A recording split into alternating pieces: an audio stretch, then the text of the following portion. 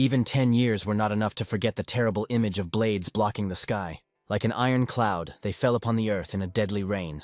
Perhaps it was a punishment for humanity, carried out by heaven itself. But even after this, people were able to live calmly, as usual, and one young man turned on the broadcast. The bright figure of MS, appearing in the frame like a thunderstorm, immediately declares that he will destroy everyone. The long-awaited broadcast with guests, whose collaboration many viewers had been looking forward to, has begun. Hanel, an outstanding girl, is streaming for the first time, so she's a little nervous. Even if the world is half destroyed by monsters, popular professions still change. There's even a job like monster streamer. These guys were called MS for short. Ordinary people who can't fight support their favorite streamers with great joy in their hearts. Of course, not all MS become popular in this world. Everyone tries to attract attention in any way they can, for example, by provocative behavior or even dancing. It's even a bit sad, pitiful, especially in the eyes of the young operator. Finally, the two MS decide to start their monster hunt. With a wide gesture, the pumped-up man points somewhere into the clearing. Turning around, the boy bends down a little from the fear that pierced his body. Under a lonely tree, an aniwan, one of the monsters that took people's lives, slumbers. Looking like a cross between a lion and a primate, the blue-skinned beast puffed angrily in its sleep. But viewers are likely to be disappointed, as such a monster only has a 1-star rating. There is not a single monster hunter around them. Hanul, for example, who came to the stream, is just an ordinary person. The logical question then becomes how many hunters there are in Korea who are capable of single-handedly sentencing a 1-star monster to death. The girl jumps up with a wide smile, saying that there are about 90 such people in the whole country. MS wants to update this number, and therefore subscriber support is very, very important to them. The chat room is filled with excitement, as the whole idea seems downright crazy. The young cameraman stands a little lost behind, doubting that everything will go well. The brute turns around sharply and asks what's the matter. Then the guy directly tells Uilam that this is all too much. The monster is simply enormous, and finishing it off alone is practically a death sentence. Besides, Ilam got drunk yesterday, that's why he is so brave and confident. In the eyes of the thug, some operator can't understand anything about hunting. Apparently there is no way to convince a self-confident idiot. Hanul, coming closer, declares that no one will lay a finger on their MS. With a wide smile, Uilam hints to Choi Kang-shik that he is not so simple. Suddenly a bright flame appears around his body, which was given by the heavens themselves. The fiery clot in the palm of my hand is so hot that it resembles a small sun. This colossal fiery power, which ordinary mortals can only dream of, spreads throughout the entire ether. Unfortunately, Uilam is right, and Choi doesn't have the talent required at all. This world has always been cruel to those who cannot stand up for themselves and their lives. With a quick lunge, MS creates a massive burst of bright flame that dwarfs everything around it. A beam of colossal hot energy inevitably rushes towards the dormant monster. Just a moment later, a terrifying explosion occurs, engulfing everything around. An ordinary man or beast would certainly never survive such damage. For a moment, convinced that victory had already been achieved, Uilam smirked slightly. The simple-minded Hanul jumps up and down a couple of times, happy for the man. A real show took place in front of a large number of spectators, demonstrating the monstrous power of MS.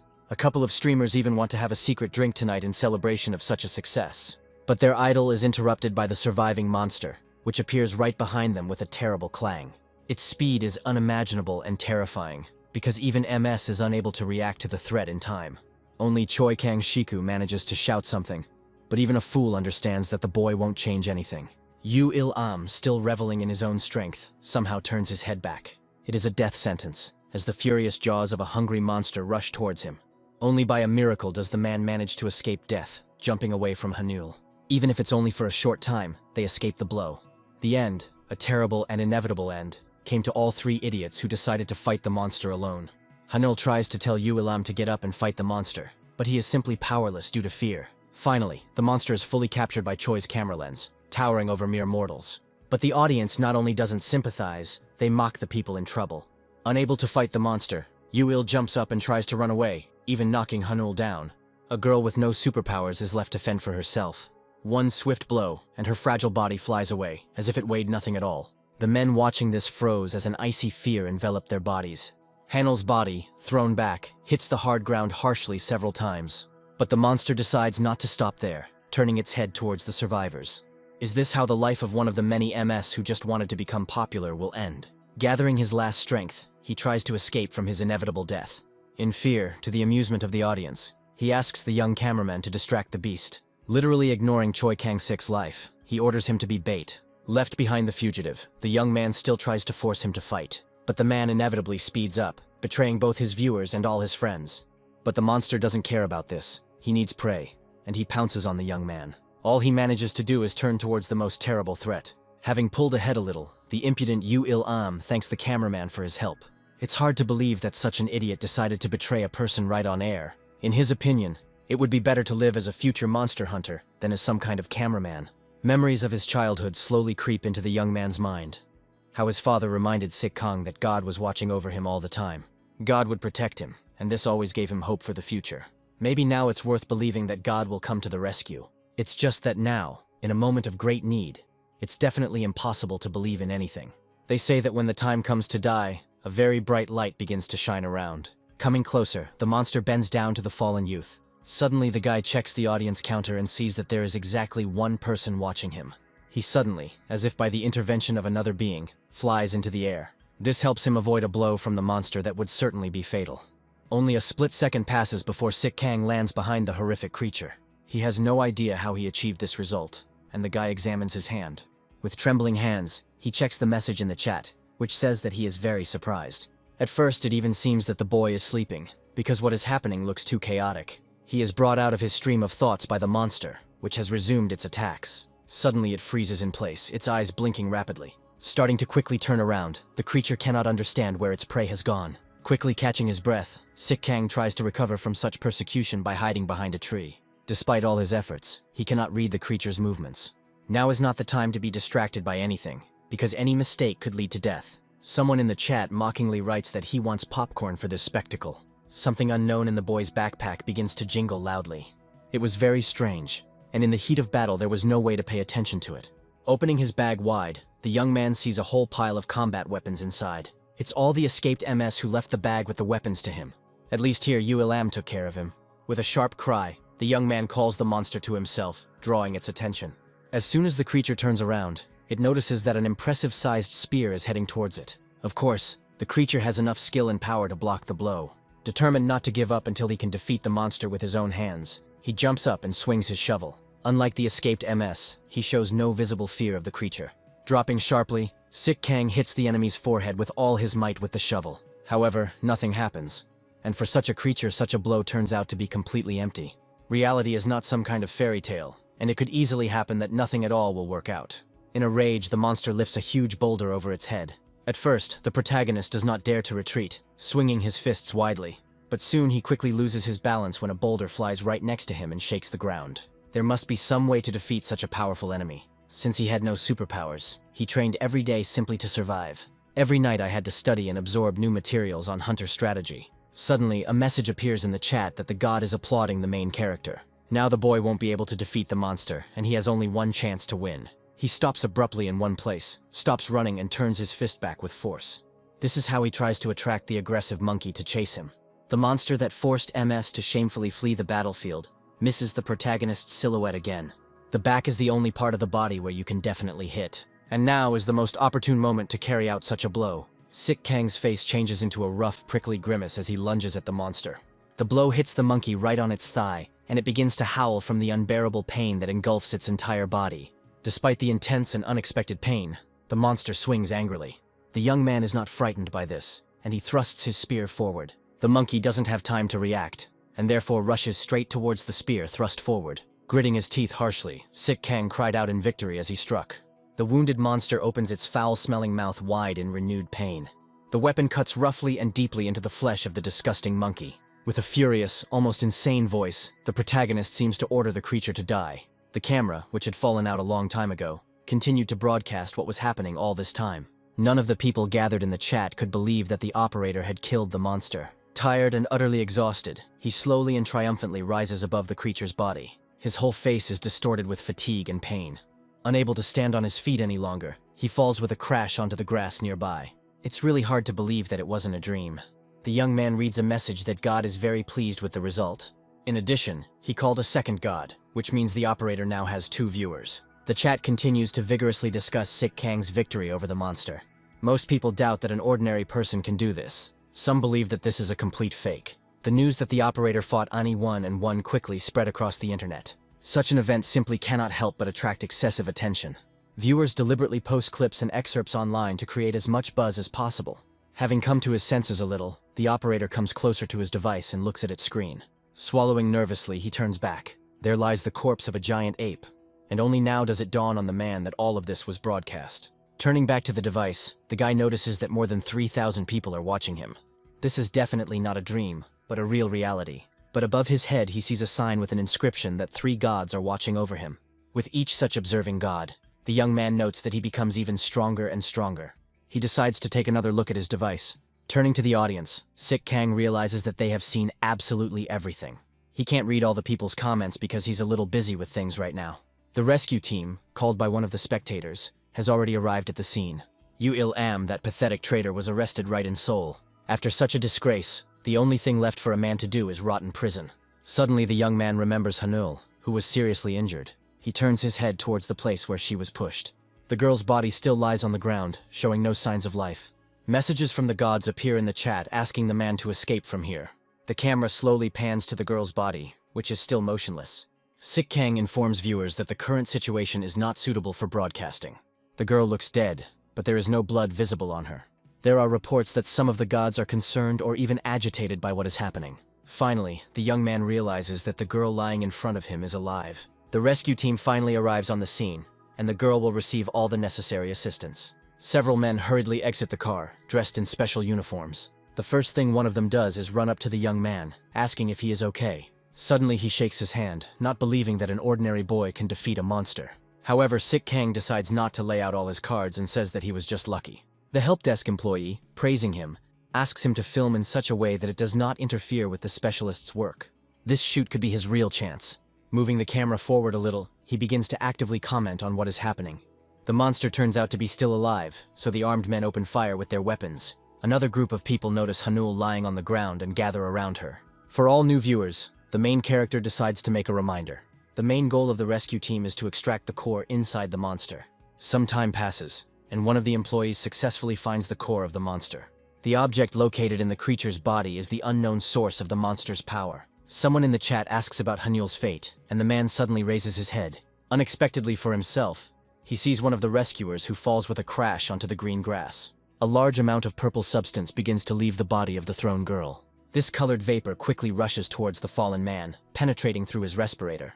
The space around continues to be covered with a strange corpse-like liquid. A monstrous silhouette slowly but surely appears next to people. Its impossible, disgusting proportions inspire genuine horror. Could it be that another monster appeared in front of the young man, which could certainly be toxic? Like the previous monster, Toxic has only 1 star. The creature controls deadly poisons, hides under the wounded, and poisons anyone who dares to approach the body. None of the rescue team understands how the creature managed to hide here.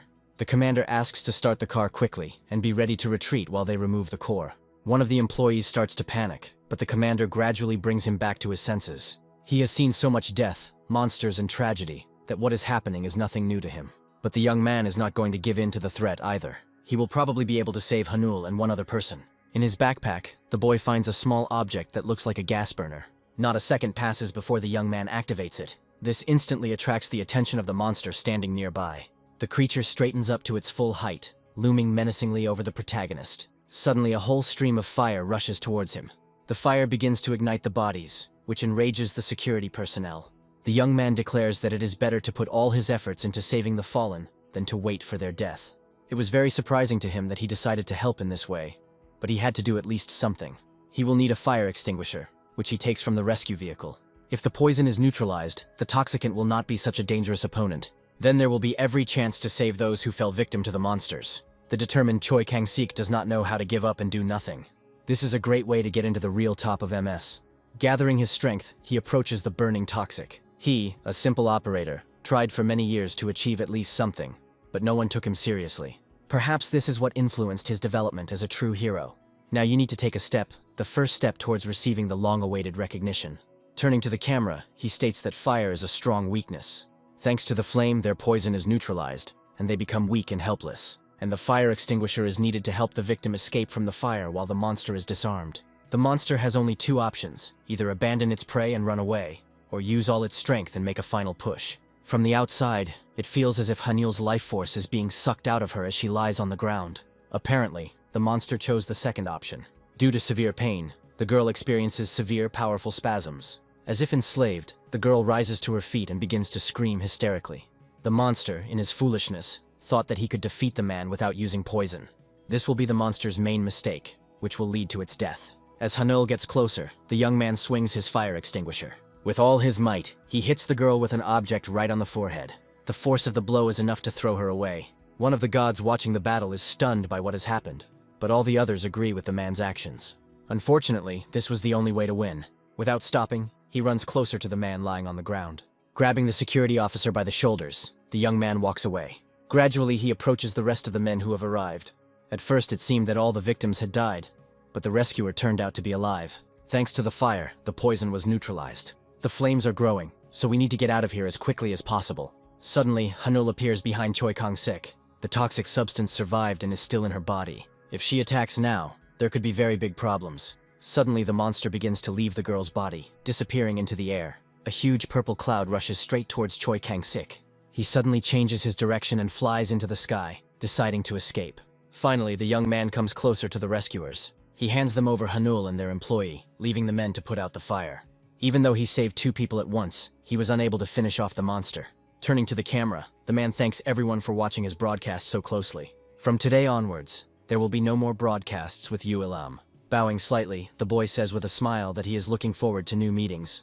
After some time, someone posts a link to a new channel from the MS operator. The funniest thing is that the link was uploaded to ULM's website. It turned out that all the viewers of the escaped MS now became viewers of Choi Kang-sik. It's time to start a new broadcast. A medical examination showed that the operator was in perfect health. One of the gods is terribly impatient and wants cruelty. The journalists are outside the hospital, and Choi Kang-sik decides to avoid them. Yesterday, journalists already overwhelmed him, completely overloading him with questions. Communicating with his viewers, the young man suggests that they get out of here as quickly as possible. With one deft movement, he jumps over some fence near the hospital. After some time, the man groans loudly. Before his eyes, he sees his house, which has turned into a pile of rubbish and trash. It looks like the monsters tried hard to harm the main character. It turns out that he wasn't the only one harmed by the monsters, as there are many homeless people on the streets. The fact that monsters attack the city seems simply insane. It's too painful to realize that in such a world, something like this is considered normal. The young man again turns his attention to the counter of the gods, trying to understand what it could possibly mean. With each god that leaves the broadcast, the man feels weaker and weaker. Choi Kang-sik immediately remembers the many heroes who accomplished their feats. They achieved such heights, in part, because the gods were behind them. Then the natural question arises, what will happen to the most ordinary operator? Suddenly some guy comes up to him from behind and says hello. A few seconds later, the man who approached recognized the young man as the operator who had defeated the monsters the other day. Reluctantly, Choi still admits that it is him. The protagonist recognizes the man who approaches as Cho Seop-han, one of the monster streamers. How quickly life changes. Because just a few days ago, the young man was a simple operator. Cho Seop-han himself introduces Choi Kang-sik to his viewers, calling him a very popular person. Such a bright person is definitely a true streamer to the core. But he completely changes the tone of his voice, addressing the boy rudely. He believes that Choi Kang-sik is willing to die just to catch monsters and get more views. Cho Sub-han orders them to treat him properly because he is the most popular streamer. Choi Kang-sik then asks how many viewers his verbal opponent has. It's clear that the main character now has more viewers, much more. Unprepared for such treatment, Cho Sung-han is speechless, saying that the boy's popularity is just luck.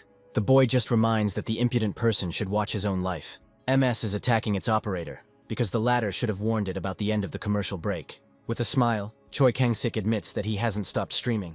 All viewers can clearly see how hypocritical Cho Sub really is. It all turned out to be really awkward for him. Cho Seop-han frantically takes the tablet in his hands and reads the comments. Having picked up the camera, the young man greets the audience again with a smile. One of the gods visits his stream, causing the man to gain more powerful powers. Still trying to prove at least something, the streamer says that everything that happened was just a misunderstanding. However, he is slowly trying to calm himself down. Cho Sung-han decides to kill a couple of monsters to regain the public's respect. He even has the courage to provoke the main character. His skills are higher than Yu Il-am's, although his personality is rather simple. To attract the gods, Choi Kang-sik needs to find the monster that destroyed his home. After waiting a bit, the young man begins an active search. There are many places to hide, but a man's eye still notices what he needs. A huge monster, surrounded by muscles, peers out from under the rubble right at him. Its body is strongly elongated upwards, and its muzzle resembles the skull of a boar. He suddenly opens his mouth and lets out a monstrous roar. Turning back, Cho Sung-han asks why the young man is so slow. because this is the basics of the basics. Suddenly, a monster approaches him from behind. The creature leaps high into the air, preparing to launch a devastating attack. The man only miraculously manages to dodge the blow, moving forward at the last moment. One of the stones hits Cho Seong right on the back of the head. Alas, the daredevil was destroyed by his own pride. Talented people are always too careless. Apparently, it was this creature that destroyed the main character's house. Even if Choi Kang-sik's strength has increased, it is difficult to say in what way exactly he has become stronger and better. He needs to find shelter as quickly as possible to protect himself from the monster's attacks. After a while, the smug MS comes to his senses, scratching his head a little. A very loud roar is heard, which makes him cower in fear. Would an ordinary operator really fight such a destructive monster? After a few seconds of running, Cho Sung-han approaches the shelter. There in front of him he sees a huge wall from which an object resembling an orthodox cross seems to have been carved. Choi Kang-sik stands against the wall, facing a monster whose body is pierced by a cross. The blood-covered youth turns his gaze menacingly to the side. Chuckling a little, he suggests that God must have helped him. Not long ago, a fierce battle took place between him and the monster. Despite his little experience in battle, the young man successfully struck at the monster, for example, successfully gouging out its eye. Despite the severe damage, the monster did not retreat. For a very short time, the creature lost the main character. Then Choi Kang-sik looked at the cross nearby and something occurred to him. He shouted sharply at the monkey to get its attention. In just a second, the young man jumps up to the cross and clasps it in his arms. The man, as if enveloped in blue energy, clutches the cross with all his might and flies straight towards the monkey. Despite the fact that he is just a cameraman, there is not a drop of fear on his face. Finally, in the present, Choi Kang-sik decides to test the audience's reaction to what happened. He gets excellent revenue and sales, which cannot but please an ordinary guy. Nevertheless, the operator thanks his viewers for their support. Cho Sung-han, who arrived in time, tries to justify himself by saying that he would have defeated the monkey if he hadn't fainted. He abruptly suggests that they have a duel to decide which of them is stronger. The man sees a filming camera in front of him, which makes him swallow nervously. The man casually begins to move the camera in different directions. The impudent man deliberately points the camera in his direction, trying to provoke a conflict. Sweating with excitement, he invites the cameraman to go hunting with him. Next week there will be a joint hunt with the best MS of Korea, so there will be an opportunity to determine who is the strongest. A small grin appears on Choi Kang-sik's face. In addition, the most popular MS will participate in this competition. Her name is Kim So-yoon, and she is a very outstanding person with good skills and talents. It would be a huge success to have the chance to participate in an event alongside her. Some time passes, and Choi Kang-sik comes out onto a strange gray highway. Looking around, he recognizes the place that Cho Sung-han named. He appears in front of the danger zone of Gimpo Airport. Memories from childhood flash before my eyes. Without noticing it, the main character stops in front of one of the glasses. Cho Sung-han, who had appeared behind him, was already calling for him to follow him quickly. There is a lot of cool equipment around. Coming closer to someone, the previously smug MS apologizes to his little sister for being late. However, she replies that everything is fine and there is no need to worry. One detail about the girl immediately attracts the attention of the main character. What immediately catches the eye is that it is hovering above the ground. This superpower takes an incredible amount of energy, which immediately shows the high level of power. Seeing Choi Kang-sik simply staring at her, the woman asks if he will just stand there and watch. She introduces herself as Kim So-yoon and asks not to be called sister or even goddess. According to her, the program will last 3 days and 2 nights, so a man should leave immediately if he thinks he can't handle it. Cho Sung-han, upon hearing about the duration, immediately opens his mouth in surprise and panic. In contrast, the operator extends his hand, agreeing to the adventure. Confidently, he claims that he will not let her down. Kim So-yoon smiles and hopes that he will keep his words. The gods watching over the protagonist watch the events unfold with joy. So, unnoticed by anyone, 2 days pass. The girl has proven herself to be a true professional throughout this time. Maybe it's all because she's from the army. She even invites Choi Kang-sik to become their soldier in the army. He might even have the opportunity to work directly under her command. Choi Kang-sik refuses, saying that he is more of an MS than a soldier. The team then decides to start discussing a plan, as the number of bullies at Gimpo Airport has increased critically. Cho Sung-han assumes that the girl is trying to monopolize the hunting grounds, but she insists that this is not the case. No official statements were made as a thorough investigation was required. There are currently about 100 buffaloes, and it's worth finding out what other unpleasant surprises might be at the airport. It must be very difficult for the MS operator. I remember that Choi Kang-sik also had to risk his own skin when Yu Il-am sent him on reconnaissance missions. He climbed the rocks in absolute solitude, looking for these bulls. The main character is confident that everyone knows about the danger of these monsters. The bull itself is no different from a regular bull or cow. but it's all about the buff it imposes on its fellows. The protagonist suggests forcing them to apply all buffs to only one of their kind, and then exterminate the exhausted creatures. But Cho Sung-han laughs at him. The self-confident man's plan is essentially to eliminate the bullies from afar, one by one. But this approach will probably be too slow, and other monsters may appear during this time. Besides, it will be very difficult for Choi Kang-sik to participate in this. The operator was going to play the role of bait, but apparently everything had already been decided for him. The girl's two main advantages are her magnificent appearance and hunting abilities. Some viewers watching the broadcast were surprised that the MS operator was also present on the stream. Choi Kang-sik sincerely thanks everyone who gathered on the stream for coming to see him. The cameraman's hunting methods may be different from what Kim So-yeon's viewers are used to, and this may attract even more viewers. Even the gods in the audience want something new. There are two big issues at the moment, one of which is the buffs from the bullies. Besides this, unfortunately, many of the monsters are on guard. Already on the stream, Choi Kang-sik hears the roar, believing that his intuition was right. Now all the operator's viewers will have to join the hunt. Confident in his abilities, the operator, clutching the shield in his hands, rushes forward. Viewers shouldn't worry about the other stream participants at all. MS like Jo Seop-han and Kim So-yoon are very experienced, so everything will be great with them.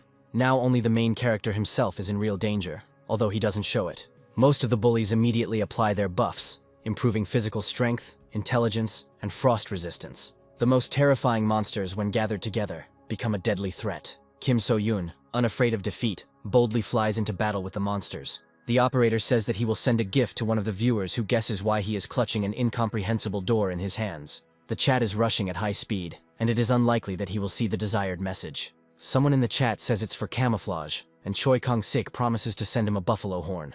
The group of creatures have placed their buffs on only one individual, while they themselves are resting behind him. Due to their anatomy, they always look at the ground, which causes them to develop astigmatism. If Choi Kang-sik covers his body and approaches them from the front, they will mistake him for part of the scenery. The monster is the size of a small bus, but only because of the buff. If the young man managed to defeat the monkey, then he could also defeat the cow. With one deft blow, the operator rips off the buffalo's horns, cutting them from its head. In addition, he strikes the creature's forehead with all his might, causing heavy damage. However, such a blow is not enough to kill the buffalo. Then the enemy should be showered with a whole hail of blows in order to finish him off as quickly as possible. Unfortunately, high-tech weapons are ineffective against the core, and only direct attacks and superpowers help. The method is of course barbaric, but extremely effective. However, the situation is not the best, because he killed only one creature, and both MS will soon run out of steam. If they retreat, the main character will simply be swept away. Some of the gods watching the battle are disappointed with the young man. One of the gods sends Choi Kang-sik a donation, surprising him. Something inside the buffalo's skull begins to flash, drawing attention to itself. Coming closer, the young man leans forward slightly and extends his hand. There he sees a shovel, which for the audience has always been inside the creature. Surprisingly, the instrument turns out to be very, very heavy. Some of the gods watching the stream chuckle. Apparently, this is not an ordinary shovel at all. At first, he even thinks that the shovel will at some point turn into a sword. Apparently, the young man has no other choice now. Both MS, who take the lead role on the stream, are already seriously exhausted. Choi Kang-sik decides to try his shovel on the nearby buffalo. The man, clutching a weapon, quickly approaches the backs of the buffaloes. He quickly swings his shovel, hoping to finish off the creature on the first try.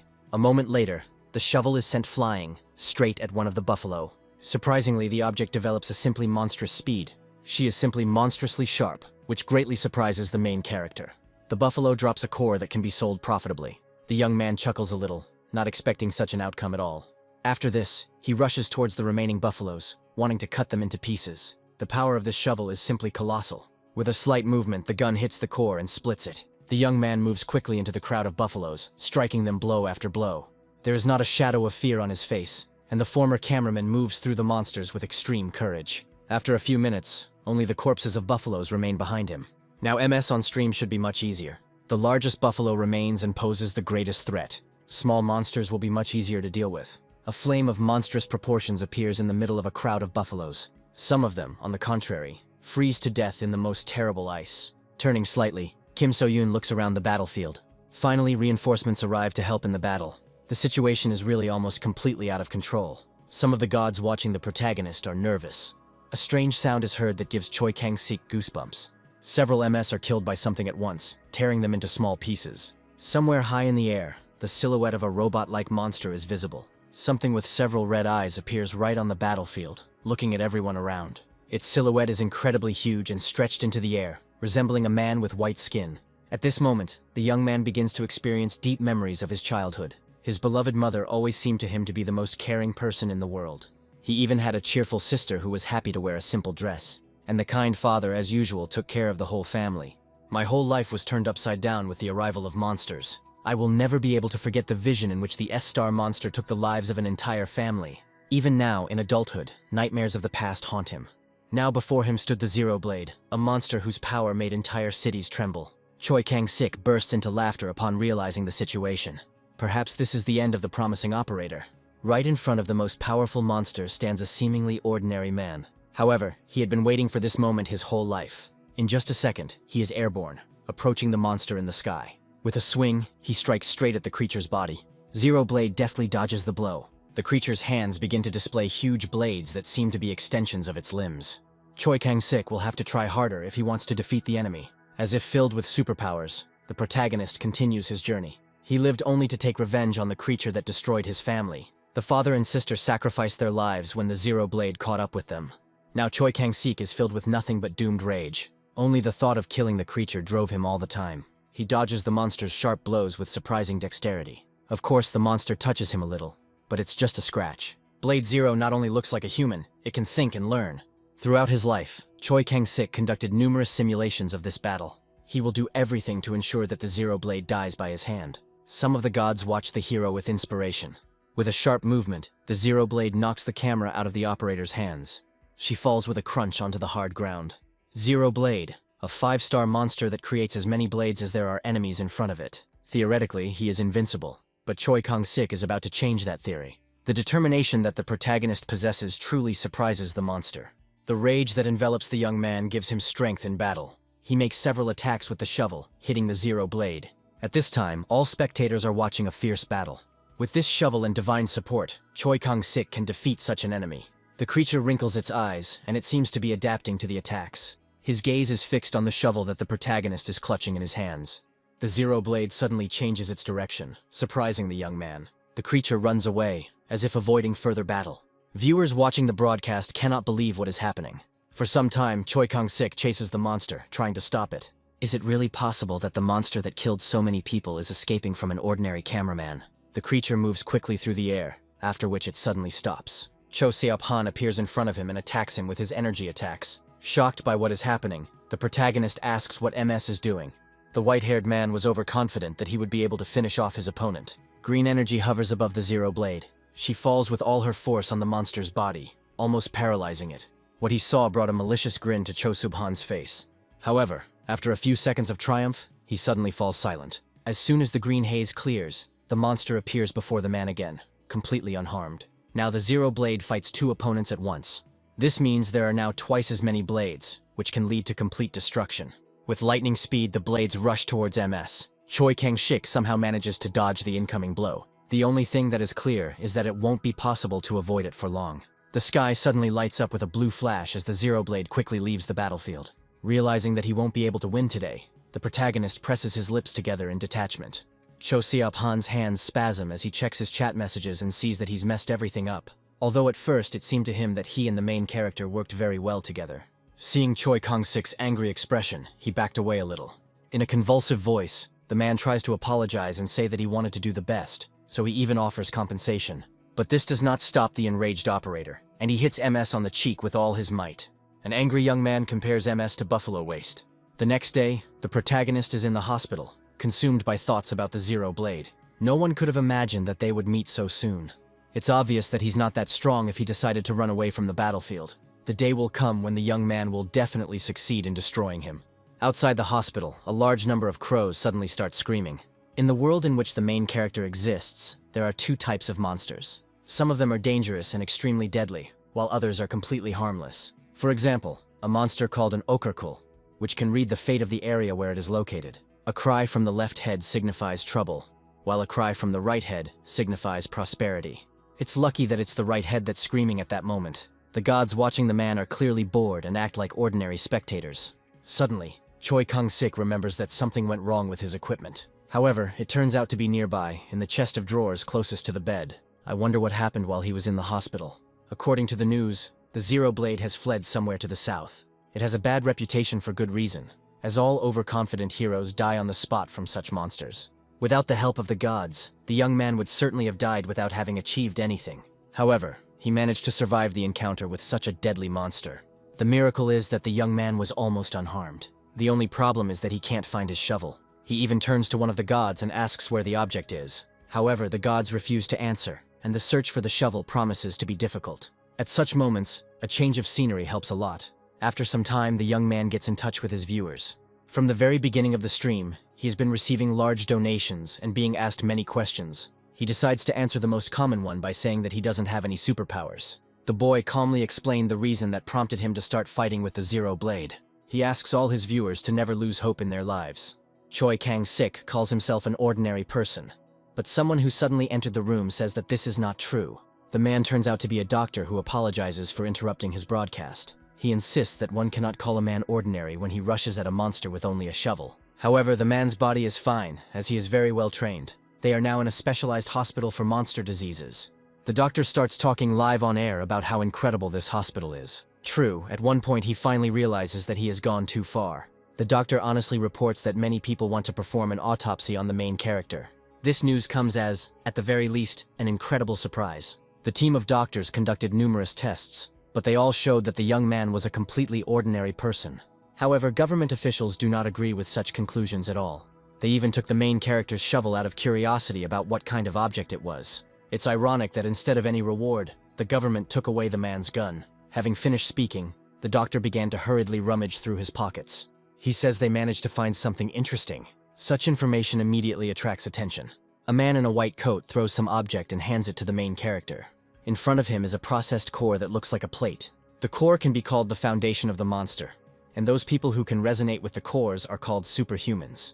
Similar tests were performed on the man as a child, and they showed negative results. Each superhuman has a specially redesigned core that is tailored specifically to their type. Thus, if the core type is not suitable for a person, then no one can use it. However, none of the known types of cores are suitable for the main character. In other words, the core of one of the monsters that has never been killed yet might be suitable for him. This is one of the possibilities to become a superhuman to avenge your family. Not wanting to continue the conversation any further, Choi Kang-sik just wants to be discharged as soon as possible.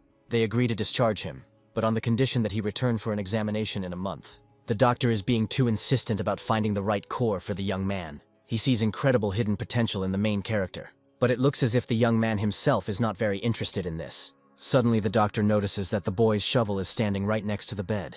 Choi Kang-sik realizes that she wasn't there just a second ago. Grabbing a weapon, the boy promises to return here in a month.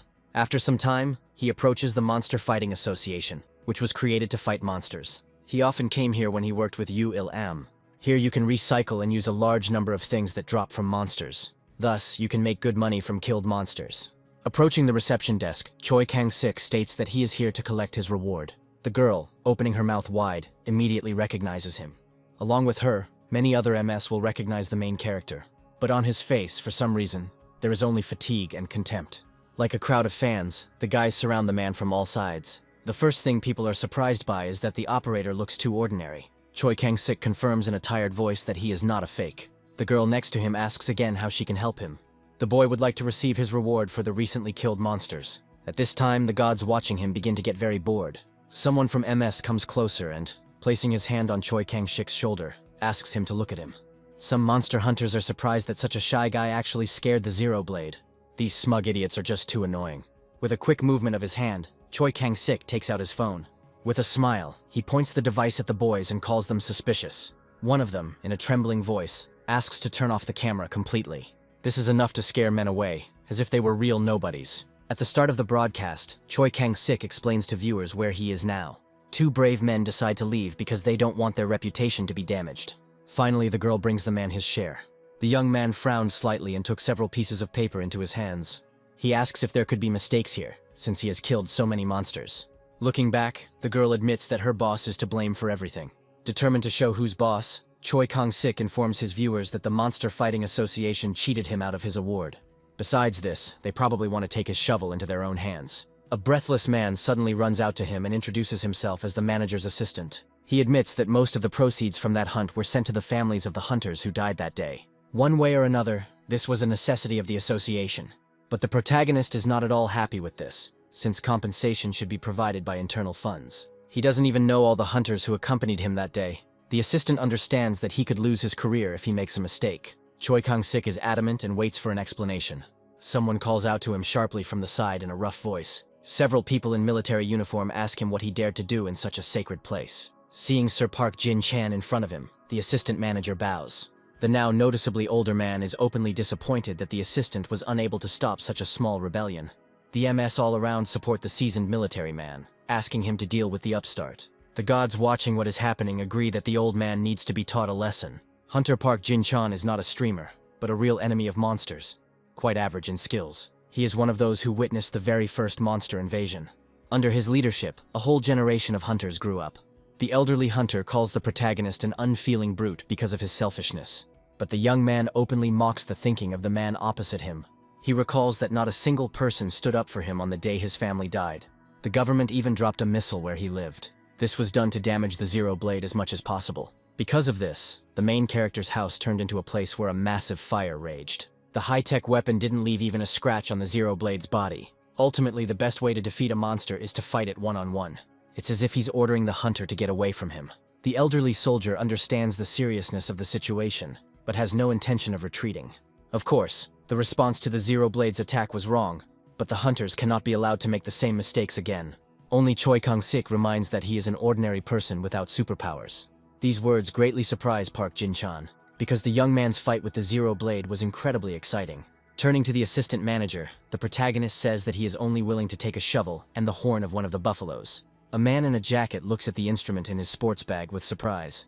The Monster Suppression Association named the shovel Himosu after an ancient ancestor to commemorate the weapon's power. Frowning, the protagonist notices the surprise in the assistant's eyes. Someone suddenly starts calling the man, surprising him greatly. It turns out that his manager decided to get in touch. After a few seconds, the assistant asks the young man to wait and not leave yet. The manager wants to meet the protagonist in person and give him the reward, but he doesn't intend to wait at all.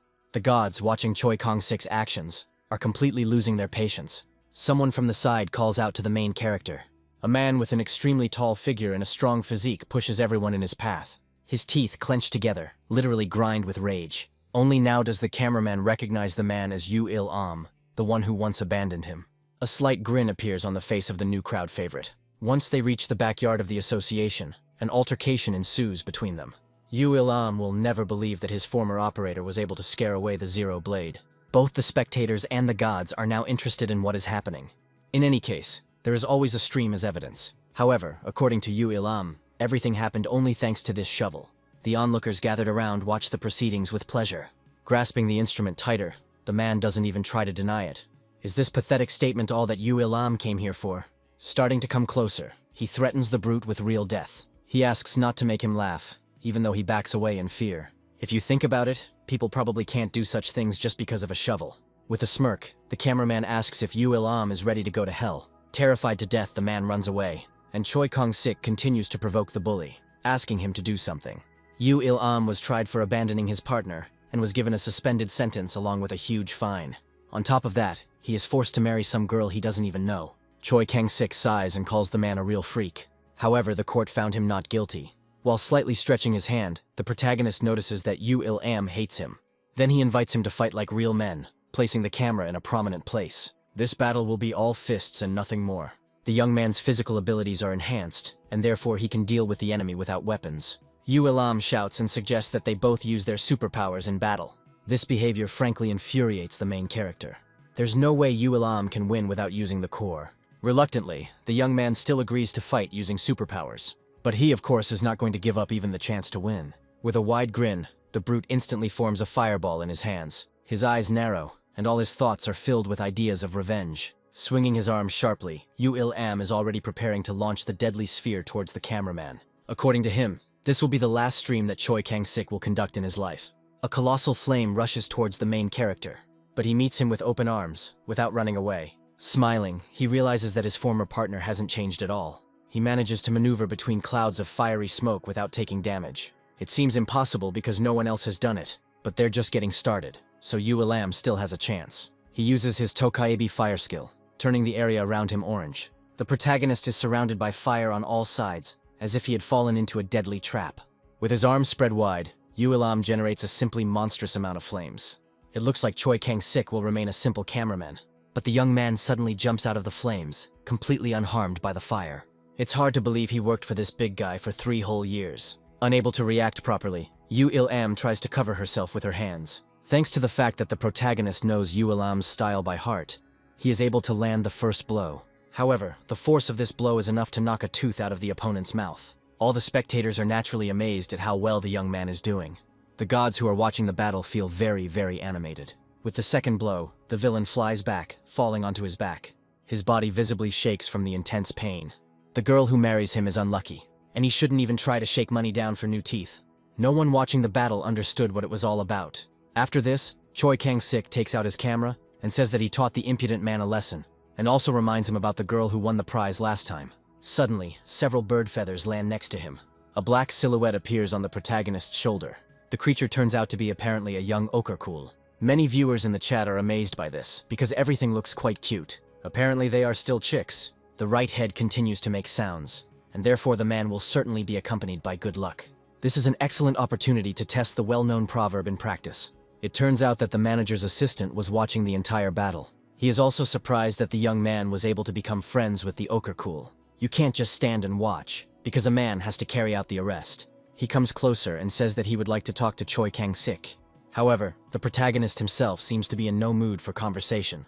According to the assistant, the association was not at all interested in offending MS in any way. The situation with the shovel was just a misunderstanding, and the culprit has already been reprimanded. Choi Kang-sik, however, listens to all this with little enthusiasm as he walks away. As an apology, the assistant offers the young man a place to stay, since, according to rumors, he spends the night in who knows where. However, the man only wanted to receive a buffalo horn from the association in order to give away the prize. The assistant continues to insist on a variety of privileges, but none of his offers are reciprocated. However, he is too persistent. He asks to accept at least the house, since the association does not ask for anything at all in return. The left head, which is responsible for bad predictions, starts screaming sharply. This is all very strange, because the Okarkuls sense what is happening nearby. At first, he doesn't even understand that something bad could happen. However, Choi Kang-sik was tired of constantly getting into trouble. He should stay away from anything that could get him into trouble. There is a sudden explosion that completely knocks the young man off his feet. Having raised himself a little, the young man tries to catch his breath. Several flying monsters appear in front of his face, flapping their huge wings widely. Despite the shock, Choi Kang-sik tries to rise from his knees. Seeing this, the monsters growl menacingly one after another. Having spotted a pig-winged creature in the sky, the association's employees order civilians to go to shelter. A flock of pigwings looms over several MS, brutally attacking them one after another. Most hunters are currently located outside the city, and without them, it could be dangerous inside. The bunker doors quickly close, isolating the people inside. However, there remains a large number of civilians outside who have essentially been abandoned. Nothing changes, and only the cruelty of humanity remains eternal. Even a little girl was left outside the bunker and now risks losing her life. A pigwing approaches her at incredible speed, preparing to finish her off. Unable to run, she can only desperately call for help. But the merciless claws of the pigwing are already hanging over the young lady's body. Suddenly, the flying monster's paw, covered in blood, flies away. Choi Kang-sik arrives just in time to save the girl from death. One of the pigwings falls to the ground with a crash in pain. Fully focused on the battle, he orders the girl to leave here quickly. The shelter area is unsafe now, so she should run towards the forest. With a smile, the young man adjusts his camera. It's time for the second, more interesting part of the stream. The wrath of the divine shovel will fall upon the vile monsters. The gods, seeing that things are about to get hot, join the stream. In just an instant, Choi Kang-sik jumps into the air towards the monsters. The shovel blade plunges into the skull of one of the pigwings. This blow is enough to disable the monster. However, even Choi Kang-sik can't handle so many monsters. Each of the creatures is naturally the size of an elephant. He will have a chance if he can find the monster's weak spot. These creatures feed on waste and can smell odors even from great heights. They are ideal examples of good aerial predators. Choi Kang-sik quickly jumps to the right, dodging the blow. With this jerk, he suddenly strikes straight at the pigwing's paw. The job will be much easier if you cut off a paw from each of the creatures. It's incredible that such a shovel can easily cut through the bones of pigwings. Having lost their large paws, the creatures lose their balance. They will need time to recover, and the sedentary pigwings are not at all dangerous. You need to keep up the pace and continue to rain blows on the monsters. The spectators watch the battle with great enthusiasm. At this time, Okarkul continues to fly next to the main character. The creature's left head begins to croak loudly again, signaling danger. The young man brakes sharply, thereby avoiding the blow of the pigwing. How wonderful it is to have a fortune teller as an ally. A heart-rending cry for help suddenly rings out. It turns out that Yu-Il-Am did not run away, but is fighting monsters. It's very strange that such a flock of pigwings gathered around the bull. Perhaps the garbage lovers appreciated the smell of Yu-Il-Am. Choi Kang-sik makes fun of his former partner out loud. The pigwings attack the bull in a flock, covering him with their bodies. Suddenly, an idea appears in the main character's head. He drops down sharply and picks up a few pebbles in his hand. With a quick swing, Choi Kang-sik throws the projectiles forward. The shells hit the pigwings' heads one after another. They suddenly lose interest in the helpless Yu-Il-Am. Could it be that Choi Kang-sik saved the man after everything that happened? I have no idea why the young man needs this, but now the brute has a chance to get to the shelter. The angry pigwings flutter straight towards the main character. The people holed up in the shelter don't understand why Yu-Il-Am is running towards them. The impudent man is told directly that there is no room in the shelter. Suddenly, a huge silhouette appears from behind. Then again and again, the pigwings approach the door of the shelter one after another. Deeply frightened, Yu-Il-Am covers her body with her hands. Choi Kang-sik was right, and the pigwings really did pester the bull because of the smell. With all his might, the pigwing hits its head against the wall of the shelter. Sooner or later, the monsters will break through. It's only a matter of time. However, many MS help the shelter walls to stand. On camera, Choi Kang-sik thanks Yu-Il-Am for luring the monsters to their hideout. It's time to help those who didn't have time to get to the shelter.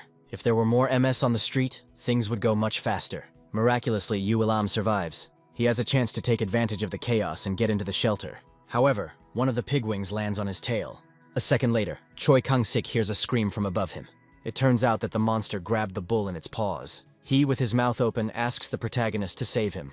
The young man suddenly takes off from the ground and flies up to the pigwing. With one deft blow, he manages to cut off the creature's paw. Thanks to such efforts, Yu-Il-Am is freed from capture. He lands with a thud right on the body of one of the pigwings. How lucky do you have to be to find yourself in such circumstances? Left without one of his legs, the enraged pigwing begins to scream loudly. It turns out that some people outside still haven't been able to get into the shelter. Surely no one will open the door for them voluntarily. Besides this, one of the pigwings flies closer. However, this is a good chance. A noisy crowd continues to gather at the shelter doors, but Choi Kang-sik runs straight towards them, pursued by the pigwing. The young man orders everyone gathered to disperse. Many of those who were standing at the gate of the shelter scatter to the sides with shouts. The evil pigwing doesn't even think about stopping. At the last moment, Choi Kang-sik manages to jump to the side to avoid being hit. With one powerful lunge, the creature manages to break through the wall. This is a great chance for all the poor people to get inside. The association's assistant arrived and attacked Choi Kang-sik. By his actions, he put everyone in the shelter at risk. But the impudent person should get down to business, for example, helping people. Choi Kang-sik tries to motivate the other hunters with his actions. The pigwings are too large, so they will enter the shelter one by one, becoming vulnerable. Hearing such news, MS really cheered up. The boys work together to protect the shelter. They are excellent fighters, although they are not field hunters. Choi Kang-sik will have to take care of the rest of the monsters personally. A mother with a small child was left on the street. Gritting his teeth tightly, the young man parries the blow of the pigwing, who wanted to feast on the prey. The audience, seeing the actions of the main character, is inspired by him. The Zero Blade becomes more powerful the more enemies are around it. He needs to be fought one-on-one, so the young man needs to prepare properly. All people who observe the hero's heroism will increase their faith in him. They will become a man's strength that will lead him to victory. The primary task now is to defeat all the pigwings. It's hard, terribly hard, but there's nowhere to go. Someone from the outside expresses gratitude to Choi Kang-sik. It turns out that this is the mother and son whom the young man recently saved. The rest of the MS gathered around and envied Choi Kang-sik. The camera operator admits that he is always happy to help. Suddenly, the left head of the Okerkul starts screaming loudly. Is it possible that danger is approaching again that threatens real death? Hitting the wall with all his might, another pigwing breaks through. A shocked Choi Kang-sik turns around. Bright splashes of blood suddenly fly in all directions. The huge blade of the claw deeply wounds Choi Kang-sik. A bleeding wound materializes across the entire chest. Despite this, he clutches a shovel in his hands to deal retaliatory damage. A moment later, the man swings his weapon. But the monster manages to dodge. The creature attacks the daredevil again. It is quite possible that this is the leader of the pigwings in front of him. The span of its wings is simply colossal. However, Choi Kang-sik continues his fight. For him, he's just a fat pig who needs to be put in his place. Despite the damage, the monster does not give up. But the main character is not going to back down. Pigwing, turning sharply, begins to move away. Choi Kang-sik latched onto his right fang. Together with him, the creature flies straight towards one of the walls of the shelter. Could this really have been the monster's plan? Having punched several holes in the walls, the two of them fly inside.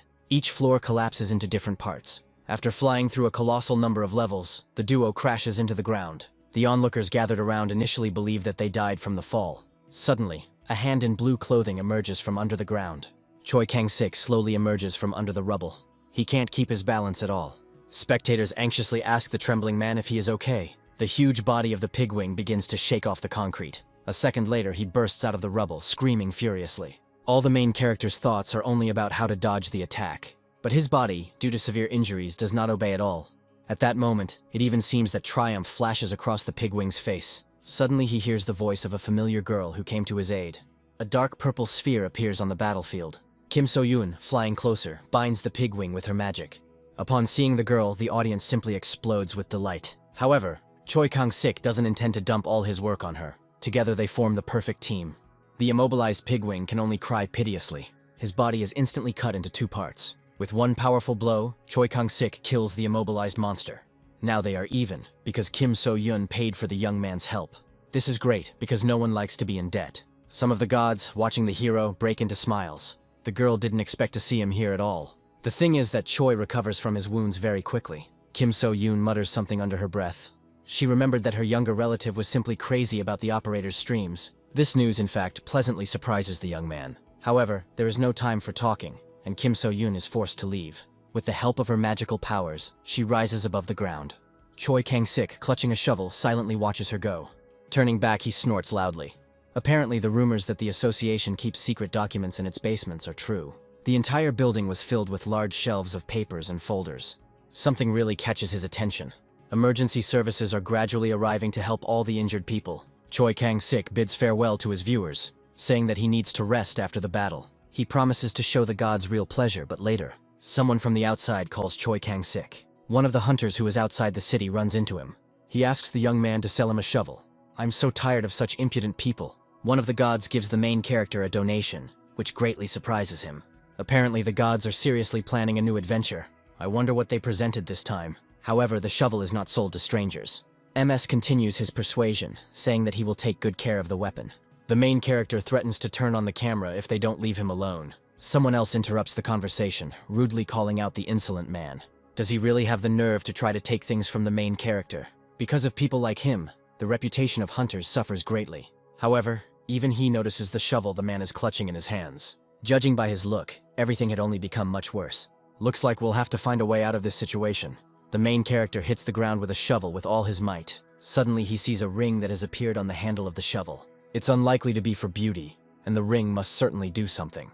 How many people had their eyes on his weapon? Choi Kang-sik promises to give the shovel to anyone who can pull it out of the ground without superpowers. And whoever cannot do this will be on his knees and begging for forgiveness. All those who were confident in their abilities immediately rushed to try to get their weapons. At this moment, the boy takes out and activates his camera. People did not expect such a move, and they instinctively cover their faces with their hands. He will not let anyone escape from fair justice. However, the thug is not going to leave, because he is confident in his abilities. He bends down deeply to pick up the object, clutching it in his hands. Using a monstrous amount of force by the standards of an ordinary person, the man tries to get a shovel. However, he can't even move. He is pushed aside by another daredevil who is more confident in his abilities. However, he also fails to get the object out of the ground. Choi Kang-sik is absolutely confident that no one will take the shovel out of the ground. The main character is maliciously called a swindler, who leads everyone around by the nose. They ask him to pull out a shovel right in front of them. The gods are nearly dying of laughter at this point, which surprises Choi. Is it really possible that now even he won't be able to pull out this shovel? One of the gods says that she will only give in to a person with a pure soul. Slowly approaching the object, he grasps its handle. None of the assembled MS believes that Choi will lift a shovel. With a grin, the young man says that it is simply too heavy. Grasping it tighter, he begins the countdown. Straining himself to the limit, he manages to draw the divine weapon. All the people standing around are in real shock. There is a real earthquake and some people fall off their feet. With a smile, Choi Kang-sik looks at the shovel he lifted with great difficulty. The brute who was the first to try to get his weapon points his finger in surprise. The earth split where the shovel had recently been. Fortunately, there was no serious damage. Apparently, this new ring on the shovel is responsible for numerous destructions. However, the rest do not understand what caused the earthquake. In such a situation, the main thing is to behave loudly and brazenly. On camera, he claims it's just a coincidence. and anyone who wants to get to the bottom of it should stay tuned to the stream. After some time, the man decides to get out of this place. He even puts his hand up, inviting the Okarkul to fly with him. Evening gradually descends upon the city. Some carefree aspects of this life have never changed. Despite the monsters, people go shopping, eat, and generally live their lives. Even at night, the boys are actively going about their business. Today was just a terribly hectic day, but now, in the middle of the night, it feels as if nothing happened. What's amazing is that Choi Kang-sik can recover in such a short time. I wonder why he was lucky and not some other person. It's time for a meal after all.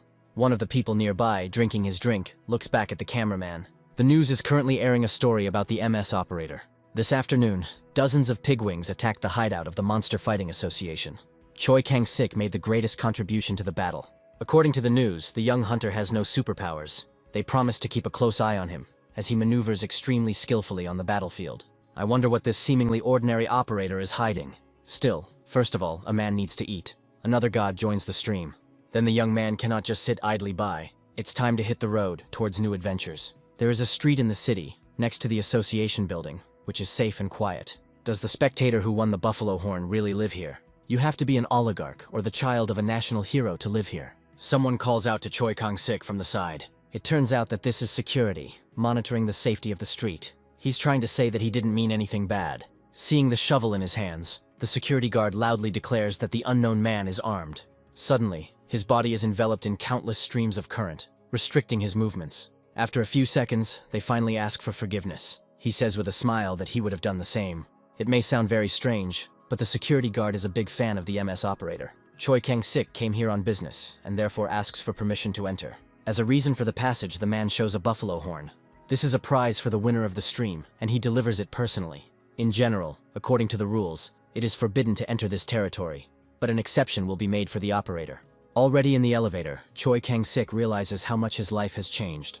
Coming out on the 8th floor, the man opens his mouth wide. From the outside, it looks as if the cameraman has entered a real palace. I wonder what she's like, his fan.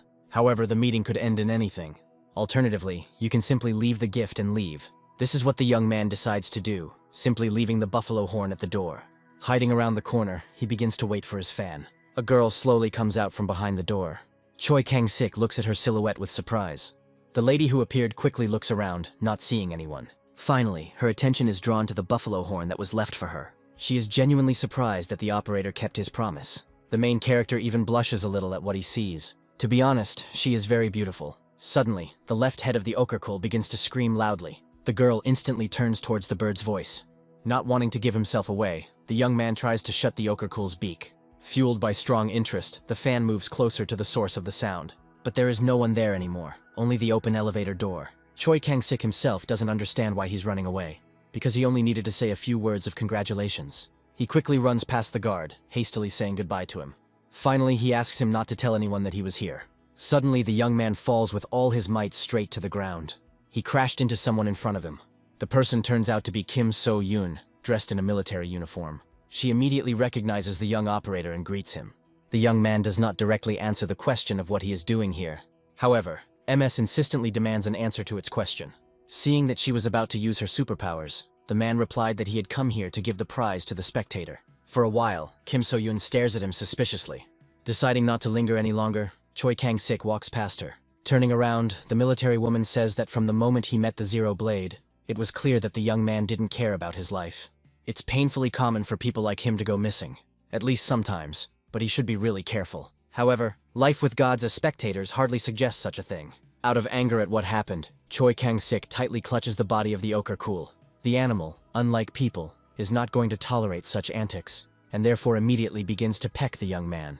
By the way, the appearance of the Okarkul has changed, and now it literally shines. I wonder what you can feed such creatures. The two-headed bird steals something precious from Choi Kang-sik and flies away. He will show no mercy to the Okarkul for such an impudent prank. The only thing is that his fan was watching him the whole time. After some time, the alarm sounds and people are ordered to come to the shelter. A huge pack of pigwings allowed themselves to attack civilians again. A small family of mother and son tries to hide in a shelter.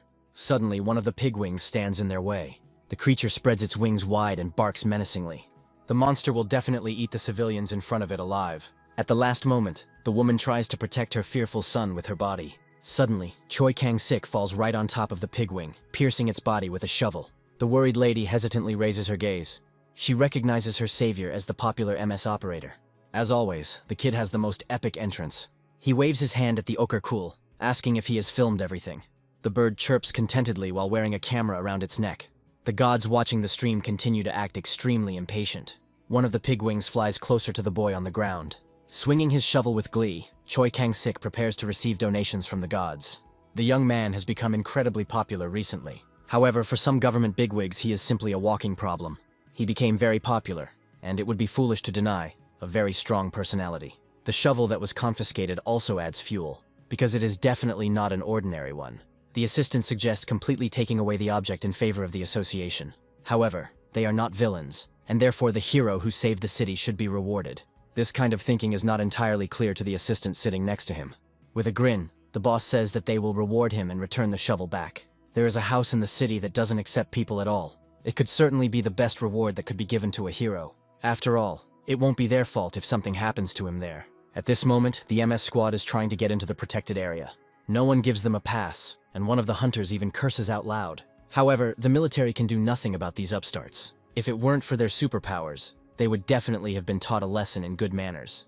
According to rumors, scouts have discovered traces of the explosive tars. Suddenly, Sergeant Pak notices something in the distance. A huge cloud of dust appears right on the horizon. The city is actively recruiting for positions of doctors and other assistants. Due to the explosions, the gate raises its alert level and requests reinforcements. They don't take any young heroes, because they wouldn't even justify the cost of the equipment. Unfortunately, nothing has changed in the human world. Ganem is exactly the same as before. 24 hours pass, and Choi Kang-sik attends a meeting at the association where he is given a house. All this as a reward for helping the city and its citizens. Every hunter undoubtedly dreams of such a reward. According to the assistant, the man's new home is in the hunter's city of Gangnam. But such news, it seems, does not entirely please the young man. The city initially flourished, but later became ideal prey for monsters. Isn't this too generous a reward for someone like him? It's safe to say that the association is up to something. In any case, it will be useful to take a look at this house. Even the watching gods are excited about new adventures. With a smile, Choi asks the gods if they have prepared gifts for the housewarming. Someone calls out to the main character from behind. It turns out that it is Cho Sub, who even now continues to act tough. But even all the viewers on the stream don't like him. With a smile, Cho Sub offers the young man a joint stream from the spa. He is so impudent that Choi feels like giving him a good punch. It turns out that even this idiot heard about the young man moving here. Cho Seop's younger sister is a real information maniac. She was the one who got the information. Looking away slightly, the girl says that she is pleased to meet him. The two bow respectfully to each other. Coming closer and hugging the boy, Cho Seop offers to show him the way. However, in his words, he just wants to help the guy. The operator may have trust issues, but MS knows this place like the back of its hand. It's quite empty here, as many have already gone to strengthen the city walls. Suddenly, someone shouts very loudly at Cho Sub. Turning around, he almost whispers, begging for the camera to be turned off. Several people emerge from the shadows at once, and they are not in a very friendly mood. One of them, a red-haired guy, clenches his teeth angrily. Trying to maintain a friendly atmosphere, Cho Seop asks how things are outside the city. But in response, it seems like they're ordering him to stop streaming clowns and join the assault squad. Then the white-haired man tries to push everything onto Choi Kang-sik, saying that they already have things planned. Hearing this, the rude man comes closer to the operator. He asks to see his hunter card, but Choi refuses to do so. The operator's audacity even amuses him. In the eyes of the red-haired guy, he probably only achieved a couple of victories over light monsters. Suddenly, he sharply draws his blade and swings it, almost cutting off the protagonist's head. He is terribly annoyed by those who imagine themselves to be cool. The blade is extremely sharp and therefore poses a deadly threat. None of the streamers can cope with real hunters. However, Choi Kang-sik challenges him to a match to see which of them is the real hunter. For a moment, the two simply look at each other in silence. The garrison captain arrived and ordered them to disperse quickly. But the seasoned hunter says they were just having a nice conversation with each other. Rubbing the back of his head a little, Cho Seop suggests that they leave here as soon as possible. Hunters say they fight for justice, but in reality they are no better than thugs. Finally, the three of them get closer to their destination. Cho Sub jokes that if Choi Kang-sik had killed the Zero Blade, he would now be living in the city center. The operator thanks the man with white hair for his help and allows him to go from here. Cho Seop tries to insist on at least coming in for tea, but this irritates the main character. Then the brother and sister decide to come visit later. Apparently, this is Choi Kang-sik's new home. Okarkul suddenly freezes, as if attracted by something interesting. The left head screams loudly, declaring that danger is near. An incomprehensible black ominous aura begins to ooze from the house. As he thought, something was very fishy here. This is not an ordinary house, and there is certainly a threat lurking within it. Taking a shovel in his hands, the main character enters the battle. He carefully walks around the territory allocated to him, step by step. The door to one of the rooms opens suddenly and noisily. Grasping the weapon tighter, the young man swings his weapon with a cry to attack. However, no one who could pose a threat is found in the house. This is how the inspection of the house ends, meter by meter. Extremely tired, Choi Kong-sik falls onto his bed. The Okarkul looks at its owner with a questioning glance. The young man is extremely unhappy that he searched the entire house and found nothing at all. Then the question arises as to why the creature screamed so loudly. He decides to return soon, leaving the Okarkul alone in the apartment. But the bird starts making a very loud noise as it flies up from its place. It is unclear why she is so worried. At exactly this moment, bright flashes begin to appear outside the window. The alarm sounds as the city's defensive line is breached. But the assembled gods are only too happy about the new spectacle. It looks like there is no time to rest at all. There is a very sharp and loud sound coming from the side. It turns out that it is a large explosion. The explosives are already within the city limits and are threatening the civilian population. A rescue worker finds Choi Kang-sik under the rubble of a building, and he doesn't even remember why he's lying on the ground now. It's time to prepare for evacuation as soon as possible. It looks like the powerful explosion was caused by the explosive tars. Looking around, you can see how all the buildings around are in ruins. At this moment, the Okarkul begins to loudly warn of a new misfortune. A terrifying explositor, a massively muscled monster, appears nearby. A fireball is charged inside its mouth. Seeing such a monster, the young man was involuntarily taken aback. But the monster is adamant and sends its explosive clot flying. The main character is literally blown away by a powerful blow. He can't hold on for that long anymore. At this moment, the Okarkul flies forward, as if trying to take the blow on itself. The young man is genuinely surprised by what this bird is doing. Little by little, the wind begins to dissipate to the sides. It may be just a chick, but it's still a 2-star monster. Then he should be given a good encouragement to continue helping. The wind from the explosive aurochs collides with the Okarkul right in the air. Finally, the muscle-bound monster calms down. But a second later, he strikes again, this time with his fists. However, the bird manages to escape death. It was a terrible mistake for the monster to be distracted from the human. The divine shovel strikes with all its might right on the explosive aura's hump. Choi Kang-sik quickly rushes past him. Wanting to take revenge for the destroyed house, the young man beats him even harder. From such a strong blow, the monster flies away into the wall. Despite the damage from the first big explosion, Choi Kang-sik jumps into the air very, very easily. Now he strikes back furiously because the monster almost finished him off. After a few minutes, he finally comes to his senses. The most offensive thing is that his new home came to an end that same day. A little later, he finds an orange core. Turning around, the young man decides to feed the core to the Okarkul for the work done. But the 2-headed bird begins to caw loudly again, warning of danger. 3 explosives are rushing straight at him at once. At this time, onlookers from the side with cameras watch what is happening. One of them says hopefully that maybe the operator will die today. But the second one wants to help a person in trouble at all costs. But it's suicide. 3 2-star monsters are approaching him at full speed. Besides, you can't steal someone else's prey. Having said these words, the man asks to shut up and film what is happening. After all, the only thing more interesting than a hero's birth is his fall. Okarkul and his master continue to fight. Today is not the time to hold awake. Could even the gods watching the battle be so heartless? They will deal with each of the 2-star monsters in turn. The danger is high, and the young man is truly on the brink of death. Some of the gods feel that Choi is a disappointment to them. One of the gods, however, takes the side of man. He receives a notification that he has almost unlocked the effort bonus. It was these divine powers that gave him a shovel. Who knows what will happen next time? We can't miss such an opportunity, so we need to move on. A determined operator will fight until the last drop of blood. One of the gods joined the broadcast. Choi Kang-sik asks the Okarkul to stop the monster's breath attack. A battle to the death unfolds on the city streets. The explosive aura charges up another attack in its mouth. It's very difficult to confront 3 monsters at once.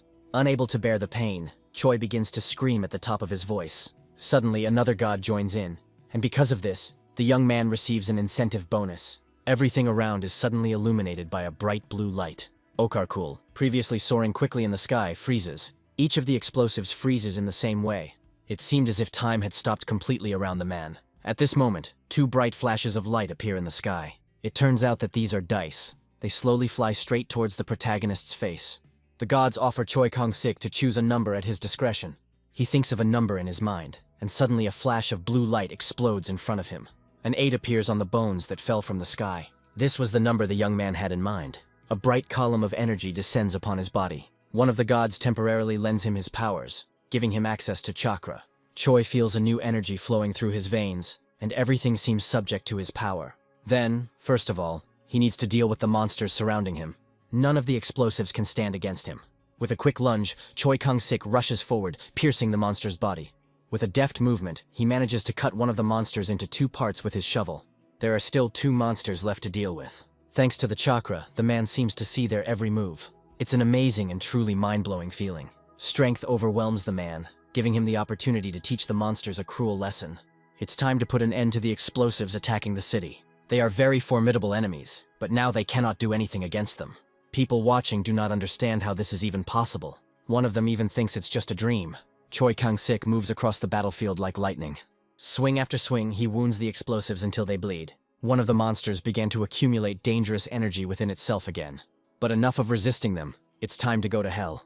One more jerk, and the field is irrigated with warm blood. With a heavy swing of the shovel, the young man sentences the explosive Tor to death. He is so powerful that even the ground beneath him changes. However, such efforts are very tiring. But finally the work is completed after so much effort. The hunters are gathering together, which means most of the territory has already been cleared. The gods watch this battle with pleasure. This MS operator is a very unusual person. It's surprising that he used close combat against the explosives. His level must definitely be above average. Coming closer to the remains of his home, the man sighs loudly. At this time, Okarkul tries to steal one of the cores for himself. Holding his head, the man feels that he is not feeling very well. At that moment, it seems as if the ground is completely disappearing from under your feet. It turns out that this is not just a feeling, but rather it actually happens. A huge object emerges from underground, seeming to pierce the sky. The young man believes that this is a fortillery. The enormous structure that emerged from the ground was simply stuffed with a bunch of cannons on all sides. This is probably why he shouted, thinking it was a danger. Gathering together, the soldiers raise barriers and prepare to fire. But the logic of their actions is completely incomprehensible to the young man. The military probably wants to get a lot of money for their actions. The cannons on the fortillery are preparing to fire. They all point their guns towards the soldiers on the ground. The man shouts at them with all his might to run as quickly as possible. However, even the gods lost all hope that people could survive. For some time, they still have time to look up in fascination. People on the ground begin to be thrown in different directions due to the shelling. Countless shells are heading towards the main character. The situation is gradually getting out of control. Choi Kang-sik bends slightly and swings his shovel. However, all the shells fly past him. They continue to fall on the rows of soldiers on the ground. No matter how much they pray for help, there are no gods with them. Suddenly, the projectile that almost fell on one of the people freezes in the air. The silhouette of Kim So-yoon appears in the air, stopping the projectiles around her. Her powers are so great that she helps people escape death with a calm face. However, it won't hold all those bombs for long, so people need to escape as quickly as possible. Taking advantage of the opportunity, the garrison soldiers begin to flee. With a twist of her fingers, the MS girl is about to return the shells to the sender. She deftly turns them towards the fortillery. With a quick flick of the wrist, all the bombs are directed towards the monster they came from. The fortification itself, as if it were sentient, shudders a little, turning its cannons in different directions.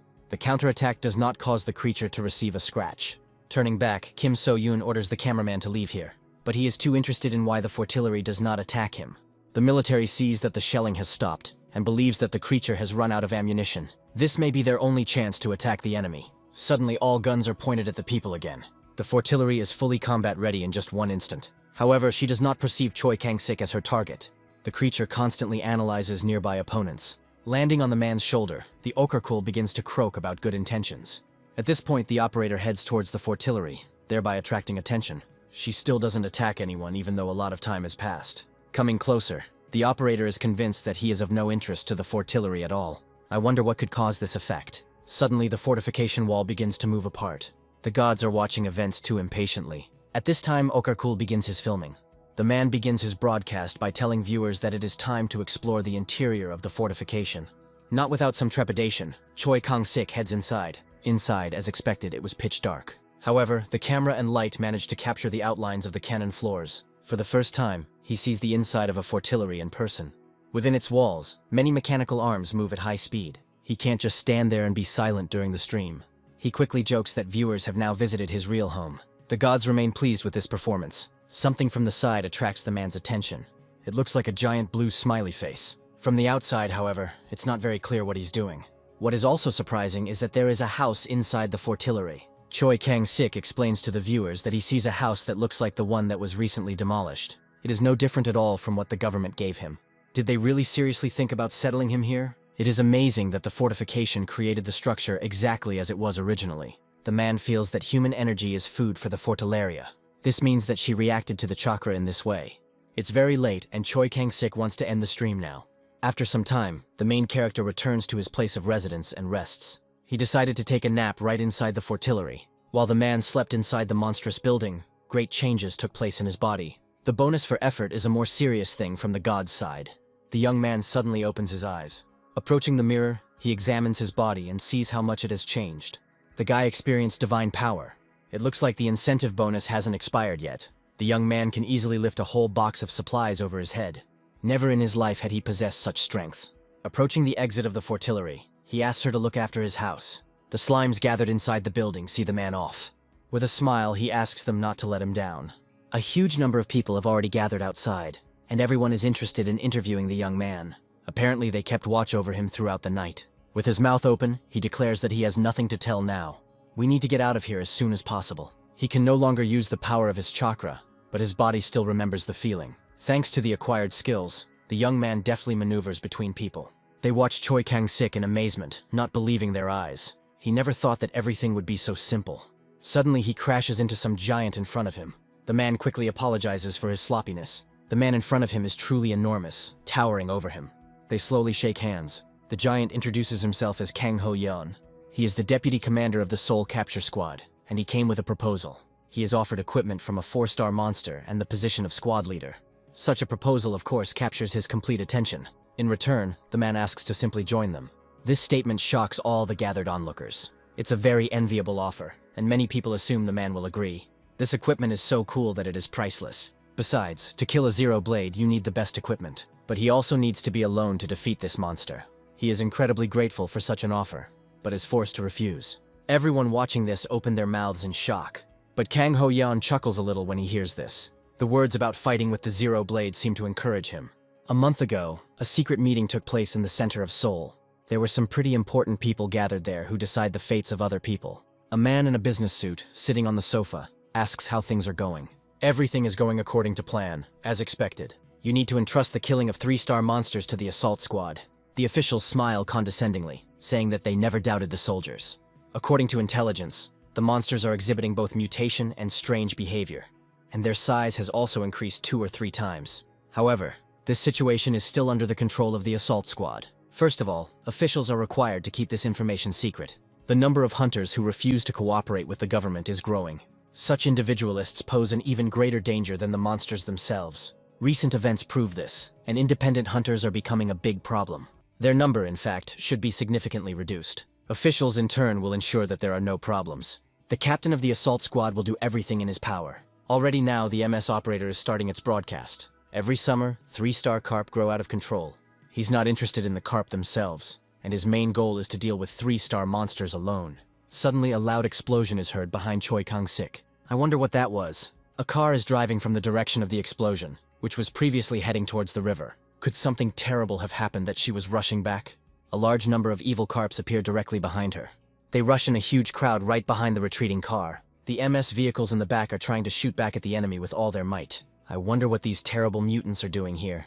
If they catch up with people, they will turn into pipes. Has the evil carp apocalypse really reached the main character? He will have to use all his strength to stop this invasion. The young man runs out onto the road, right in the path of the car. However, he manages to jump and fly into the air.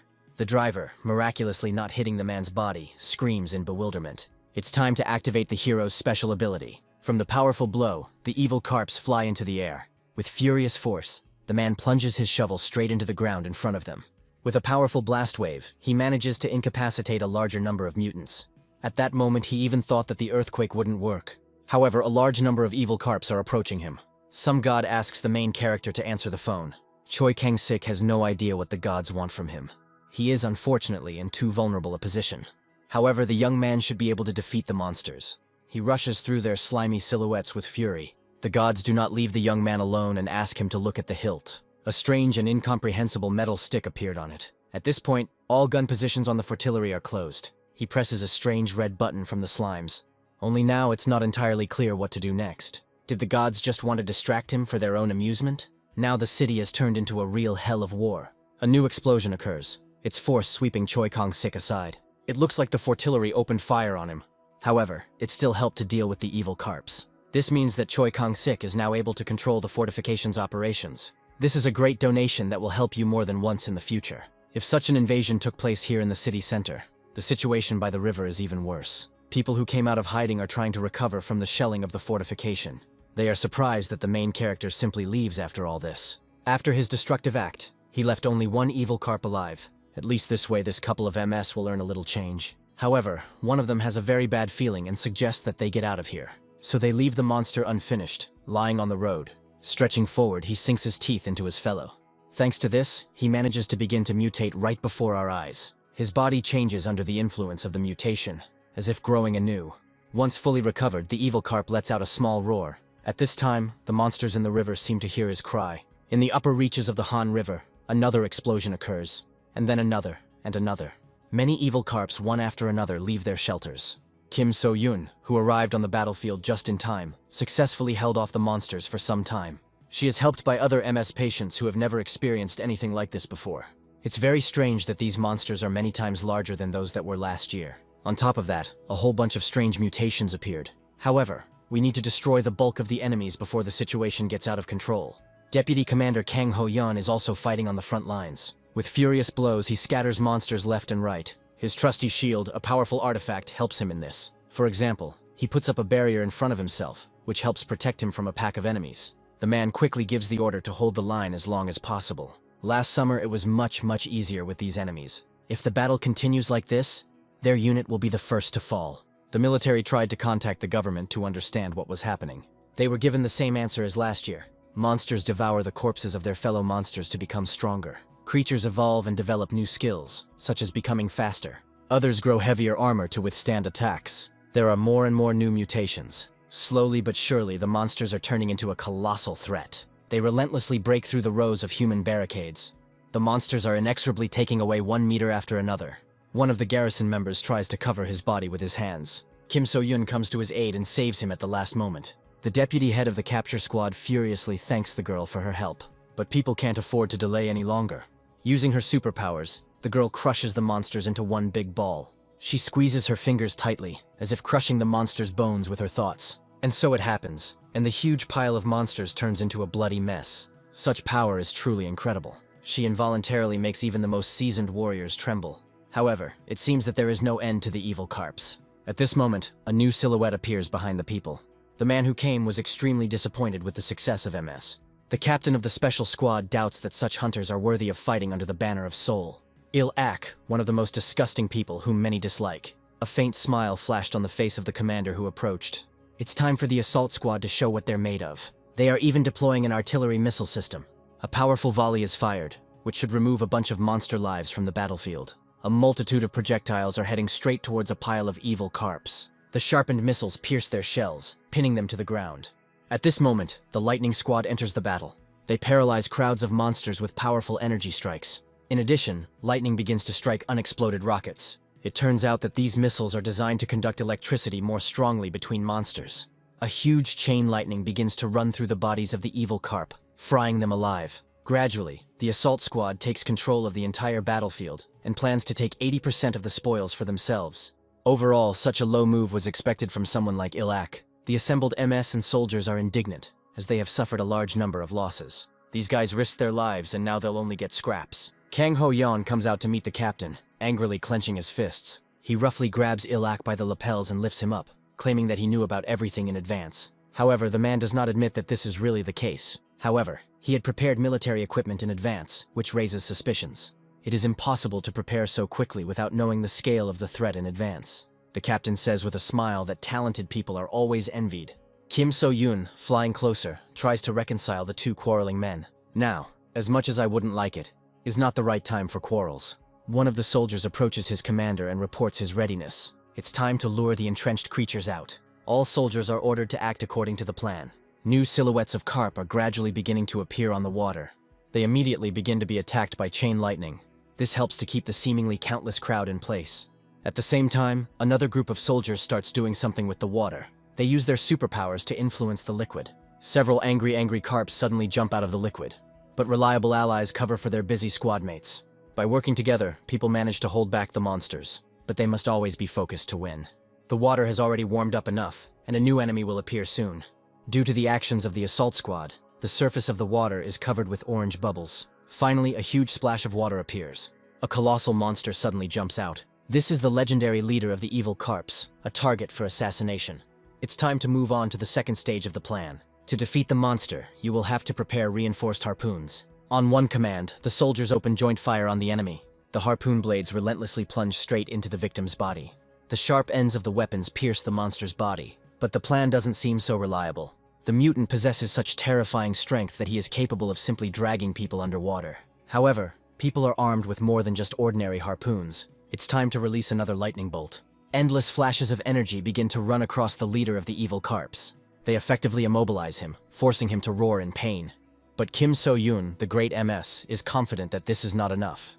It is at this moment that Il-ak enters the battle. He thrusts his hand forward using the Stormforce skill. A beam of pure energy tears apart the monster's body. It is so hot that it even evaporates the water around it. The nearby MS are surprised by the strength of the assault squad captain, because he was not always like this. The man firmly orders that the core be removed from the monster before regeneration begins. The capture squad leader says the situation is different this year, and there may be more giant carps. But Il-ak, as expected, greets this news with a grin. The second leader of the evil carps had already emerged from the water. Now the self-confident captain suggests that everyone just stand and watch. The monster, opening its mouth wide, begins to scream loudly. Still, the appearance of the second evil carp was predicted by the plan. The preparation of these people, as always, impresses the audience. Il-ak will show everyone what power is truly hidden within him. However, he needs to show that the second squad is doing a decent job. For the sake of his father's recognition, he is ready to ensure that the second squad can cope without him. The military, taking the tools, prepare to extract the core. Il-ak calls the commander to him. He tells the military man that he is leaving everything to him, and everything must go according to plan. It's time to show the other squads that they can't compete with them. The second assault squad is from now on under the command of this man. Il-ak honestly tells his ally that he wants to escape from this stench. The time has come to meet with my father. Already on the way, the driver believes that the colonel will be pleased with the results. Suddenly, a new notification comes on Il-ak's phone. After inserting an earpiece, he asks his ward to report on the situation. The team is currently working on extracting the core of the first evil carp leader. Besides this, the second mutant is already almost defeated. Now that's truly good work. Hearing the gratitude, the commander firmly thanks his captain. Finally, the second creature is already close to its death. There comes a time when the core of this creature must be extracted. This bastard is tenacious and moves even after such damage. The military carries out its work, but has no idea about the threat lurking nearby. The extraction of one of the cores is finally complete, but at that very moment, the man who extracted the core falls into the mouth of the evil carp. Everything happens so quickly that he didn't even have time to react. With a loud click, the monster's mouth snaps shut. In just a second, the partner is killed. The MS standing aside were simply helpless. The core was quickly lost from this, and no one sees it. The leader of the evil carps at this moment continues his bloody harvest. The soldiers have no choice but to flee. It looks like the leader of the evil carps has evolved. Now the monster has become even more dangerous than before. The commander orders the soldiers to gather and attack the creature together. Having picked up their weapons, the soldiers again attack with harpoons. However, this time the harpoon blades are unable to pierce the monster's tough scales. Only now does the commander realize what a trap they have found themselves in. With the last of their strength, the assault squad uses a lightning strike, but it looks like lightning is no longer able to cause damage. It is possible that the monster has evolved to the point of adapting to past killing methods. He stretches his arm forward with all his might, hoping to kill as many people as possible. The waves begin to cover the soldiers one after another. Other people are struck by the monster's blow, and their heads simply fly off their bodies. A colossal blue monster approaches one of the poor fellows, opening its mouth. A person, finding himself alone with such a monster, can only come to terms with his fate. His look is full of despair and fear. But the captain of the capture squad comes to the man's aid and protects him with a shield. However, he can only contain the monster, not defeat it. We need to unite with the remaining soldiers while the captain buys them time. But they won't be able to cope with this huge thing. Realizing that things are simply dire, the commander retreats. He literally abandons his allies and MS, fearing for his life. At this moment, the leader of the evil carps raises his fist upward. A huge paw hangs right over the captain's face. At high speed, the evil carp lowers its limb. The ground slips out from under the captain's feet, and he flies off somewhere to the side. His face contracts in colossal pain. With a triumphant grin, the evil carp chomps its jaws. Kim So-yoon, flying closer, begins to fire energy charges at the creature. But due to its powerful evolution, the evil carp does not receive any damage at all. The monster turns to look at the girl with an evil gaze, opening its mouth wide and screaming towards the man. The evil carp beats itself on the chest. Without any difficulty, he frees himself from the girl's telekinesis. No longer restrained, the monster pounces on Kim So-yun. All she manages to notice is the claws of the evil carp in front of her face. The monster's hand suddenly flies away from his body. An MS operator appears on the battlefield, clutching his shovel. He turns to the 2-star carp chief with a smile. The monster, clutching his stump, begins to scream in pain. Kim So-yun looks at the main character with a little surprise. Choi Kang-sik is ready to show his strength to his viewers once again. After some time, the captain of the capture squad comes to his senses. He was out for about 5 minutes. Meanwhile, Choi Kang-sik continues to fight the monster. He maneuvers around the battlefield with incredible dexterity, striking. None of the MS expected that he would come to their aid. His body moves differently. Maybe his chakra has returned to him. This is a little different from last time. He even involuntarily lets out a battle cry during the battle. He manages to deliver another slashing blow with his shovel. The monster's second hand falls to the ground with a crash. His new powers are more than enough to eliminate the threat. Having lost both arms, the monster looks angrily at his opponent. Suddenly, both of the creature's limbs quickly regenerate on its body. Such monstrous regeneration simply cannot fail to amaze. It is possible that cannibalism increases the creature's regeneration. This theory needs to be tested thoroughly, because victory may depend on it. The young man swings his shovel with all his might. In a second, the man falls to the ground, causing an earthquake. Baring its teeth, the monster looks at the protagonist. Suddenly, his body is pierced by several earthen stakes at once. From the pain, the monster begins to roar again, loud enough for the whole area to hear. Seeing the success of his actions, Choi Kang-sik smirks. But the young man's grin didn't last long. The evil carp begins to absorb its younger brothers again. With each regeneration, the monster becomes more dangerous. The monster began to undergo a new, more dangerous mutation. His right hand turns into a real living mouth. It's clear as day that the man is at a huge disadvantage. You need to change your position to avoid defeat. There is a loud clang as the weapons collide. The fight is so intense that there is no time to even think. Maybe the fortillery will help him cope with what is happening. Slimes receive a signal using a special device on the shovel. At the same moment, they bring the fortification into combat readiness. At this moment, Choi Kang-sik continues his hard battle. He manages to cut off his opponent's limb again. However, the body of the evil carp leader begins to regenerate again. It is possible that the operator is too far from the fortillery. At this time, the Okerkul hovering above films everything that is happening. Spectators are quite rightly worried that the young man will die, because the battle is too difficult. The head of the Okerkul, responsible for good news, begins to scream. With a quick dash, the evil carp leader approaches the youth. As if on cue, a very loud screech begins to sound from above. The first explosive shells from the fortification fall on the battlefield. The MSs located nearby cannot understand where the attacks are coming from. A huge crater appears on the ground where the battle had previously taken place. This time, Choi Kang-sik really almost died. The attack on the fortillery is different from the previous one. But even after such an attack, the monster somehow manages to survive. His entire body is covered with terrible scars, which, however, quickly regenerate. Despite the appearance of large wounds, the monster is able to continue the fight. Does the young man have the strength like the core to win? However, the gods are with Choi Kang-sik, and he simply cannot lose. He must remember the feeling he experienced when using chakra. Not wanting to waste any more time, the evil carp attacks the man. But the MS operator concentrates without moving from his place. He raises his shovel to the side, which turns out to be enveloped in blue energy. The man delivers a furious blow to the enemy, accompanied by a loud cry. Choi Kang-sik throws his shovel with great force. She plunges straight into the leader of the evil carps and pierces him right through. Now the monster's body looks like a sieve. Between the pieces of its tissue, a blue core shines brightly. Kim So-yun, like other MS, is frozen in shock by the operator's power. He clearly showed them how much monstrous power was hidden within him. Slowly looking at his hand, Choi Kang-sik realizes that he himself did not expect such power. The viewers watching the stream at this time are experiencing genuine delight. At this moment, the blue core falls to the ground nearby. An Okarkul quickly flies up to him and grabs the object in its beak. Despite the operator's protests, the chick quickly chomps, trying to swallow the kernel. Having quickly finished his meal, the right head of the Okarkul exhales contentedly. At this moment, a meeting is taking place at the central headquarters of the assault squad. The commander of the 2nd detachment is being interrogated about what happened. He apologizes with noticeable emotion. At that moment, an unexpected factor appeared in the battle. This time, a lot of people were involved in the battle. This excuse is too weak, so the father probably already knows everything. Surely Kan Mi-yeon, the commander of the assault squad, reported this to Yu Yi-wan. The senior commander suggests that Il Aka's post is a burden to him. The image of Choi Kang-sik suddenly appears on the monitor. Yu Yiwan believes that the young man can replace Ilak. In response, the guy spread his hands in confusion, since the operator had tarnished the honor of the assault squad. But the father angrily orders his son to shut up. He is sure that only Yu Il-ak is to blame for the disgrace of the troops. Not only did he destroy everything, but he also staged a whole performance. The wayward son squints and asks for forgiveness. At the same time, Kan Mi-yeon literally falls for the eldest of the Yu family. Bending down a little, she suggests that they stop, since Ilak has probably already realized everything. He certainly knows how to clean well. Hearing these words, rage flashed across the young man's face. He will have to take measures to ensure that no further harm comes to the squad. Ilak turns around rudely and intends to walk away. The head son has a very long road ahead of him, because his strong pride will certainly be his undoing.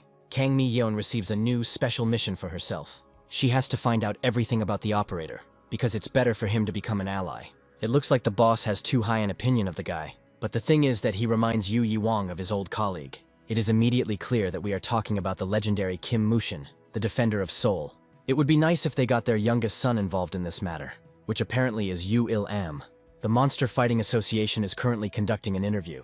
Many people are concerned about the issues of Fortaleria and the evil carps. The speaker earnestly requests that all questions be asked in turn. They tell him in his ear that the operator is not communicating with people. I wonder what he's thinking when he's locked in the Fortillery. At this moment, the young man is conducting a special stream.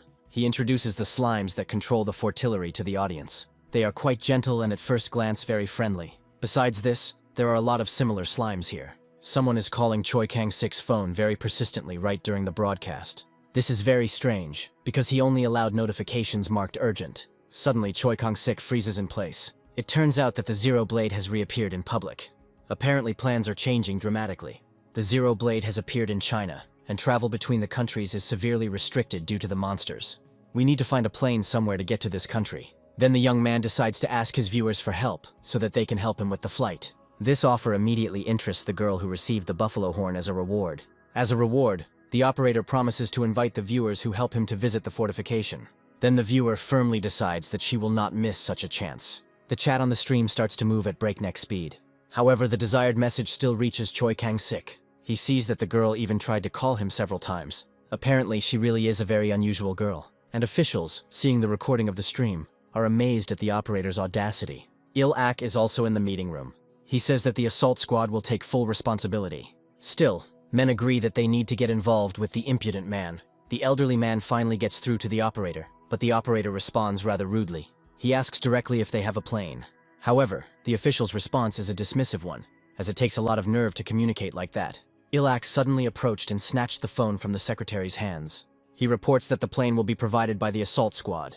Not immediately, but the young man recognizes this courageous voice. Clenching his fists in displeasure, Il-ak thanks him for his help with the evil carps. With a grin, Choi Kang-sik believes that they can come to an agreement. After some time, an aircraft finally appears over western China.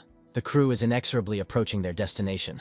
Choi Kang-sik sits in the back seat with a menacing expression on his face. It looks like this is his first time in China. It is very different from what was written about the country on the internet. Nobody expected that the assault squad would provide a helicopter to the boy. Perhaps they want to save their reputation after the defeat with the evil carps. It doesn't matter. The only thing that matters is getting to the goal. Gradually, the helicopter begins to descend. But suddenly, a look of severe panic appears on the MS operator's face. For some reason, they plant it where there is nothing at all. However, the pilot says that the coordinates are indicated exactly here. After this, he leaves the man alone with the Okarkul. Choi Kang-sik receives a call from a Chinese number on his phone. I have a feeling that if he answers, there will be no end to problems. A little later, the operator begins his broadcast, but it turns out that at this very moment someone is watching him. The man declares that he will go anywhere for the Zero Blade. His followers anxiously warn him that something is approaching him from behind. The rider who was watching him almost crushes him with his horse. The man menacingly asks which family Choi Kang-sik is from. Out of habit, the operator almost reaches for his weapon. The language barrier certainly doesn't help us understand each other. Suddenly, one of the gods sends another donation to the main character. Suddenly, the man from China begins to speak more and more clearly. It seems the gods have decided to do the operator a colossal favor. The Chinese man, who did not hear the answer, already grabs his sword. But defeating such a strong MS will not be such an easy task. Seeing the protagonist's weapon, the writer freezes in stupor. Putting the shovel back behind his back, Choi Kang-sik explains that he is only here to kill the Zero Blade. Here in China, the monster is called the Devil of Heaven. MS doesn't look particularly strong on the outside, but his experience is certainly not to be doubted. To the average person, this sounds like complete nonsense. But then the writer remembers the words of his leader that a man from far away will soon arrive, and it could certainly be the cameraman. Moreover, on the shoulder of the young man sits an okarkul, which is revered in China. Now the tone of the person from China noticeably changes to more respectful. He admits that in China these very birds are revered. If the okarkul can predict their fate, then Choi Kong-sik can count on help. It's hard to trust a stranger, but everyone needs it now. Suddenly, the medallion around the Chinese man's neck begins to glow brightly. He suddenly summons the flame sword technique. In just a second, everything around is engulfed in flames, and the earth begins to crack at the seams. With a straight face, Choi Kang-sik estimates the man's strength to be at the level of a 2-star monster. According to Ha Hu-jin, if he wanted to get rid of the cameraman, he would have done it already. However, the operator understands that it will be difficult for him to find the Zero Blade alone. Finally, he introduces himself with his real name. With a smile, Ha Hui-jin folds his hands in greeting and bows. As they get closer to the city, they are surrounded by nothing but destruction. The soldier is equipped with only rags, cheap armor, and weapons that do not correspond to the current generation. And the looks of people around are full of fear of foreigners. All viewers are truly horrified by what China has become. No matter how you look at it, it will be very, very difficult. Finally, the guys come to the place they need. They find themselves at the foot of the Royal Flame Pavilion. This is a completely different world from the one around us. The security guard at the entrance asks who is with Ha Hu-jin, but he says that he is their honored guest. Moreover, he has an appointment with the local mayor. For some reason, the guards hesitate before answering. This angers Ha Hu-jin, because he doesn't want a guest from afar to wait for them. Suddenly, a girl named Namgung Yun-ran appears and invites those who came inside the building.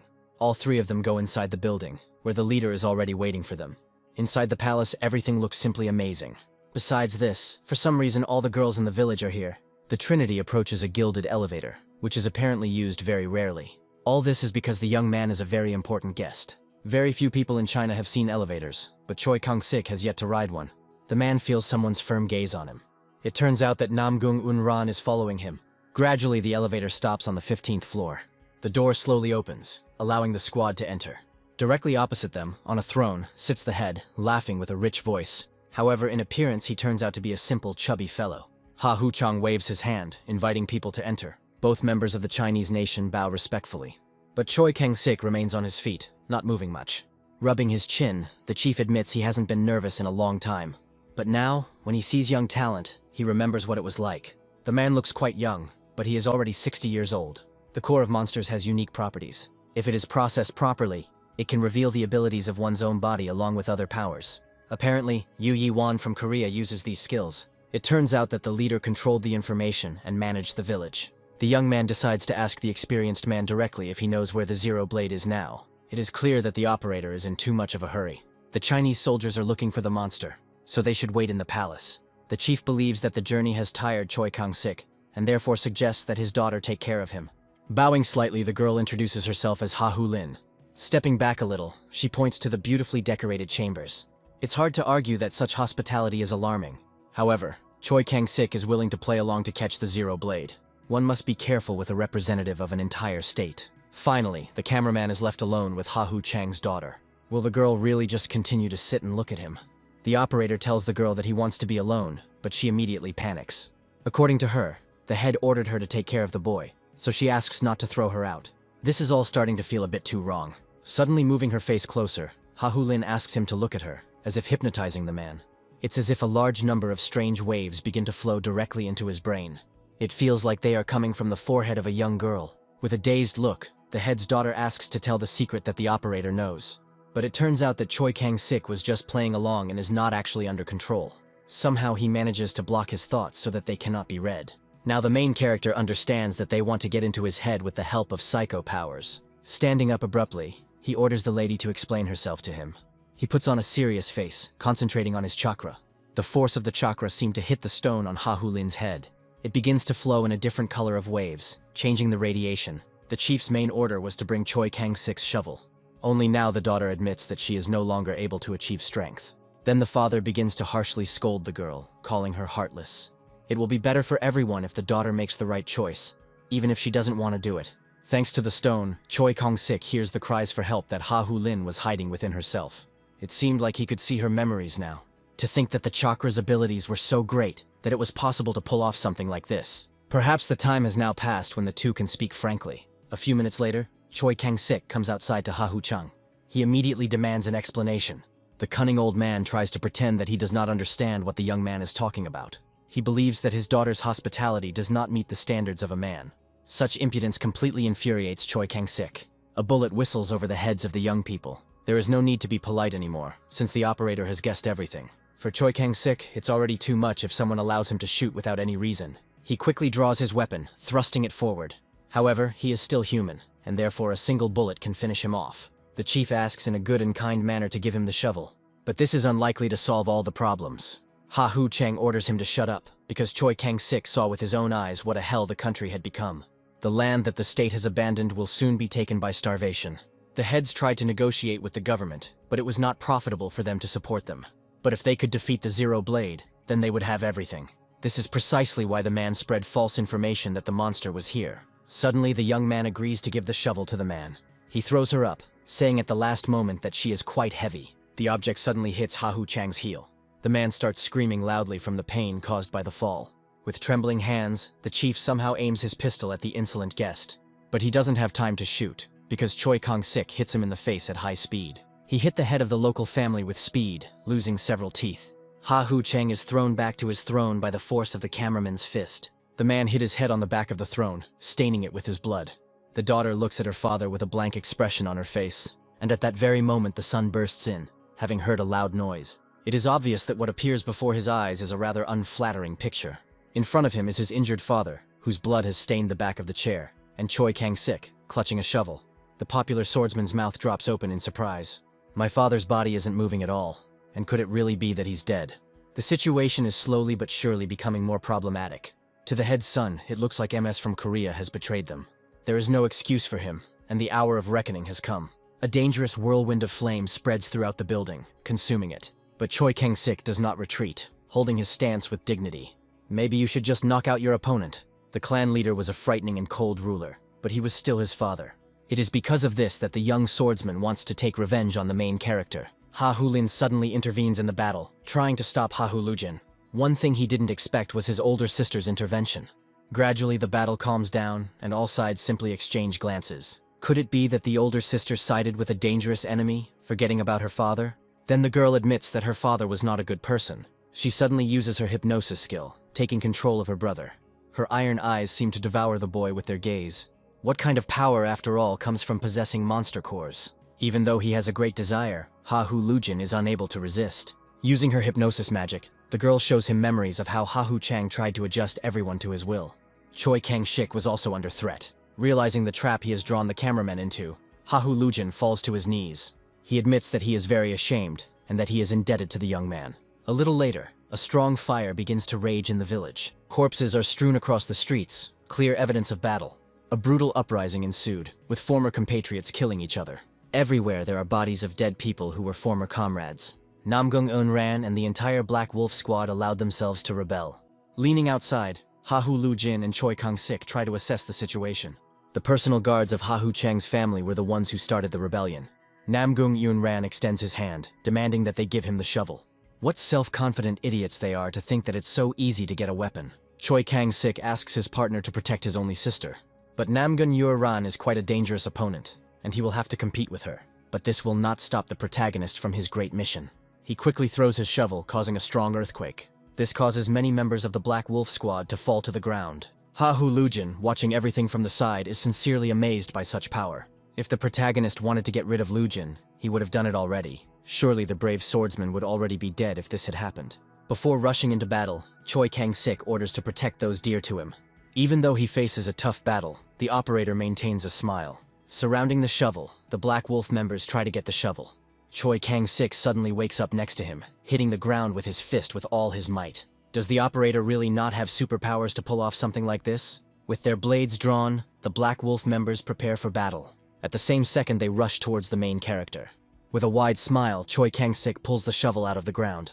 At this moment, Namgung Eunran realizes that the rumors about the young man's battle with the Devil of Heaven were true. Ha Hu Chang's body still sits on his throne posthumously. It's not safe here, and Lujin suggests leaving quickly. It is clear that the older sister is grieving, but they do not have time for this. Suddenly, Chang's core begins to glow brightly. This means that Ha Hu Chang is still alive. Strange subcutaneous veins spread throughout his body. Ha Hu Chang's torso is torn apart in all directions, and a huge claw bursts out from it. A monster with bright red eyes slowly emerges. The core's true form is that of a devourer who used the leader's body as a vessel for awakening. Being a very brave young man, Ha Hu Lujin stands up for his sister. The monster has just hatched, which means it has not yet reached 3-star power. However, even in this state he is extremely dangerous. His speed is fast and incredible, and Ha Hu Lujin doesn't have time to react to the blow. The man is thrown with all his might to the opposite side of the room. The panicked older sister screams in terror as the monster approaches her inexorably. Still not losing consciousness from the pain, the man tries to get up. At this moment, the devourer inexorably raises its huge claw over the girl. Realizing that everything could end now, Ha Hu Lujin frantically pronounces the girl's name. Suddenly, the amulet on his neck activates, flashing green. As if receiving a new surge of strength, the man teleports to his sister, protecting her. He is well aware that this could end in his death, but he still stands in front of the girl. However, he manages to cut off one of the devourer's limbs. The flame this time is simply many times stronger than it was before. It seems that the connection with the core has become stronger and more intense. This is the true power that the chapter spoke of. Until the monster recovers, you need to make every effort to finish it off. Another cut begins to appear on the devourer's skull. Realizing that things are taking a bad turn, the monster retreats. The brother and sister remain on the ground in bewilderment. Even though the devourer is a monster, he experiences severe pain from his wounds. Of course, sooner or later he will return to kill the villains. But he needs to deal with the rest of the opponents and get a shovel. It hovers over the battlefield where the main character is located. He urgently needs to find a new vessel. I wonder if there is a worthy candidate among those fighting on the ground. The monster's gaze sees Namgung Yun Ran and understands that he can use her. Out of the corner of her eye, the girl notices the looming threat. But at that very moment, the devourer approaches the victim with a roar. As soon as the smoke stops dissipating, the monster's body becomes visible to everyone. Rubbing his face a little, Choi Kang-sik tries to assess the situation. With extremely fast movements, the devourer entangles the girl in his nets. The monster quickly rises above the surface, completely covering the victim's body with web. Gradually, she even loses the ability to speak. The Black Wolf squad gathers together, preparing to rescue their captain. They try to encourage each other, because they see a huge wound on the monster. Therefore, it is now that the squad can trap the monster. The monster is well aware that he needs time to recover. A second later, he jumps up to escape the battlefield. Several people from the Black Wolf squad immediately rush in pursuit. But are they really going to fight the monster without coming up with a proper plan? After some time, the warriors manage to drive the spider into hiding. It may be a 3-star monster, but it is very weak right now. Suddenly, several Black Wolf soldiers are engulfed in a red web. Could it be that the monster they were chasing had set a trap here? 2 soldiers find themselves disarmed and tied up. The remaining warriors in robes hesitantly watch what is happening. It's amazing that a monster can have such colossal intelligence. Not a second passes before the devourer lowers his body onto the captured people. Suddenly, the soldiers see Madame Namgung Un Ran standing before them, visibly pale. The inhuman monster merged with her, healing its wounds and taking possession of the vessel. The Black Wolf soldiers take a few steps back, unable to look at the enslaved captain. Realizing that they have no other choice, they pounce on the girl in front of them. But the creature, having recovered, is not going to give up. With a deft movement of its hand, it tears apart the warriors standing opposite it. Bright blood begins to spill across all the walls of the cave. One of the surviving but crippled soldiers manages to escape from the monster, but his limb is bound by a spit of web. In a whisper, the nameless man asks the gods to help him. A quick jerk of the shovel pierces the web, tearing it apart. Choi Kang-sik lands next to the victim, preparing to fight. An Okerkul hovers faithfully above, filming everything that is happening. The creature on the streets of China does not look like an ordinary monster at all. Suddenly, he recognizes in the monster the girl who was recently enslaved. Suddenly, someone starts actively calling the main character's phone. Chinese soldiers contact him and demand that he stop streaming, as it is disgracing them. If he wants to live, he will have to end the broadcast right now. But Choi Kang-sik hangs up the phone, not understanding how they dare to distract him at such a moment. A sharp omen makes it clear that the situation will soon take a bad turn. At exactly that second, the monster jumps up and attacks the young man. On the other hand, it's even great that the monster was able to deal with the rebels. The Red Dragon forces, the 4th most powerful force in the world, appear over the battlefield. The arriving military personnel had better mind their own business. The soldier in the beret decides that Choi Kang-sik must be killed immediately after the monster. The first thing the man does is give the order to deal with the monster. Then you need to eliminate the operator and take the shovel from him. The military finally establishes the location of the devourer. Now they have an advantage, because the monster won't be able to attack them in the air. One of the soldiers charges his hand, which contains superpowers. On command, the soldiers open fire on the monster. A large number of flashes rush towards the monster. Suddenly, the red core of the enslaved vessel's body begins to burn. There is a huge explosion where the devourer had previously stood. Already anticipating victory, the soldier in the beret bursts out laughing. The brat should have seen the power of a great country before he dared to attack them. Suddenly, a nearby helicopter is shot down, tearing it apart. Not only did the monster survive, it also counterattacked. It attacks again, knocking Choi Kang-sik down. What is happening is similar to the blast wave that emanated from the explosive buffaloes. Without stopping, the monster attacks the helicopters in the sky again and again. Another helicopter is shot down, and the Chinese army suffers heavy losses. The captain is amazed at the power of the creature that appeared out of nowhere. The helicopters are spreading out to avoid direct hits. The monster, having taken a position, attacks the opponents again. He manages to entangle one of the aircraft in webbing, rendering it unable to move. The blades also suffer, causing the motor to gradually stall. The captain of the squad, caught in a trap, begins to scream hysterically, fearing for his life. The helicopter crashes to the ground, shattering into pieces. Okarkal begins to shout about a good omen, astonishing the young man. Perhaps the enslaved girl had the ability to explode buffaloes. Choi Kang-sik gradually comes to the conclusion that he doesn't even need to fight this creature. After looking around, the operator decides it's time to run. The gods, however, are dissatisfied with this decision. One of the gods even prepares a donation for the main character. Well, since we're being so generous, we might as well fight. With a smile, Choi Kang-sik swings his shovel, preparing to fight to the death.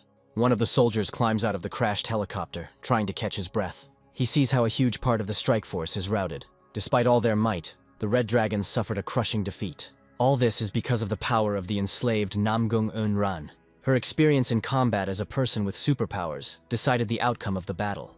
The ordinary Chinese soldiers didn't stand a chance against her. Choi Kang-sik suddenly rushes into the battle, waving his shovel. He almost manages to destroy the monster's core in one swing. The devourer, stepping back, again experiences intense fear of the man. He pays special attention to the shovel, which seems to glow in Choi Kang-sik's hands. He must first absorb others if he is to defeat such an enemy. He cannot leave alive those who dared to harm him. An evil smile appears on the vessel's face. The devourer strikes with all its might with its claws, shaking the ground. The young man was a little taken aback, trying to maintain his balance. Jumping sharply, the spider again tries to escape from its death. Grabbing his shovel, Choi Kang-sik curses at the devourer. Is it possible that the monster is going to the tower to see the brother and sister to kill them? We need to stop him before it's too late. Quickly hoisting a shovel onto his back, Choi Kang-sik gives chase. Suddenly his weapon falls to the ground, not obeying the man. She suddenly became so heavy that she was now impossible to control. Besides this, it also became longer. He has no time at all for new troubles, because even with chakra, he can't move the object. He tries to ask his weapon to become smaller, and it does indeed shrink right before his eyes. It worked, and now you can try to move the shovel. A strange symbol appears on the iron handle of the shovel, glowing blue. Apparently, thanks to the gods, it is now possible to control the length of the shovel. Spectators are genuinely amazed as they watch the weapons change before their eyes. If an object can decrease in size, it can also increase in size. It turns out that you can get to your brother and sister in a matter of seconds. At this time, the Hahu clan members are trying to escape from the building. The boys need to leave immediately if they want to avoid death. Suddenly, the devourer bursts into the building, breaking through the wall with its powerful body. Hahu Lujin finds himself in mortal danger as the devourer's claw hovers over him.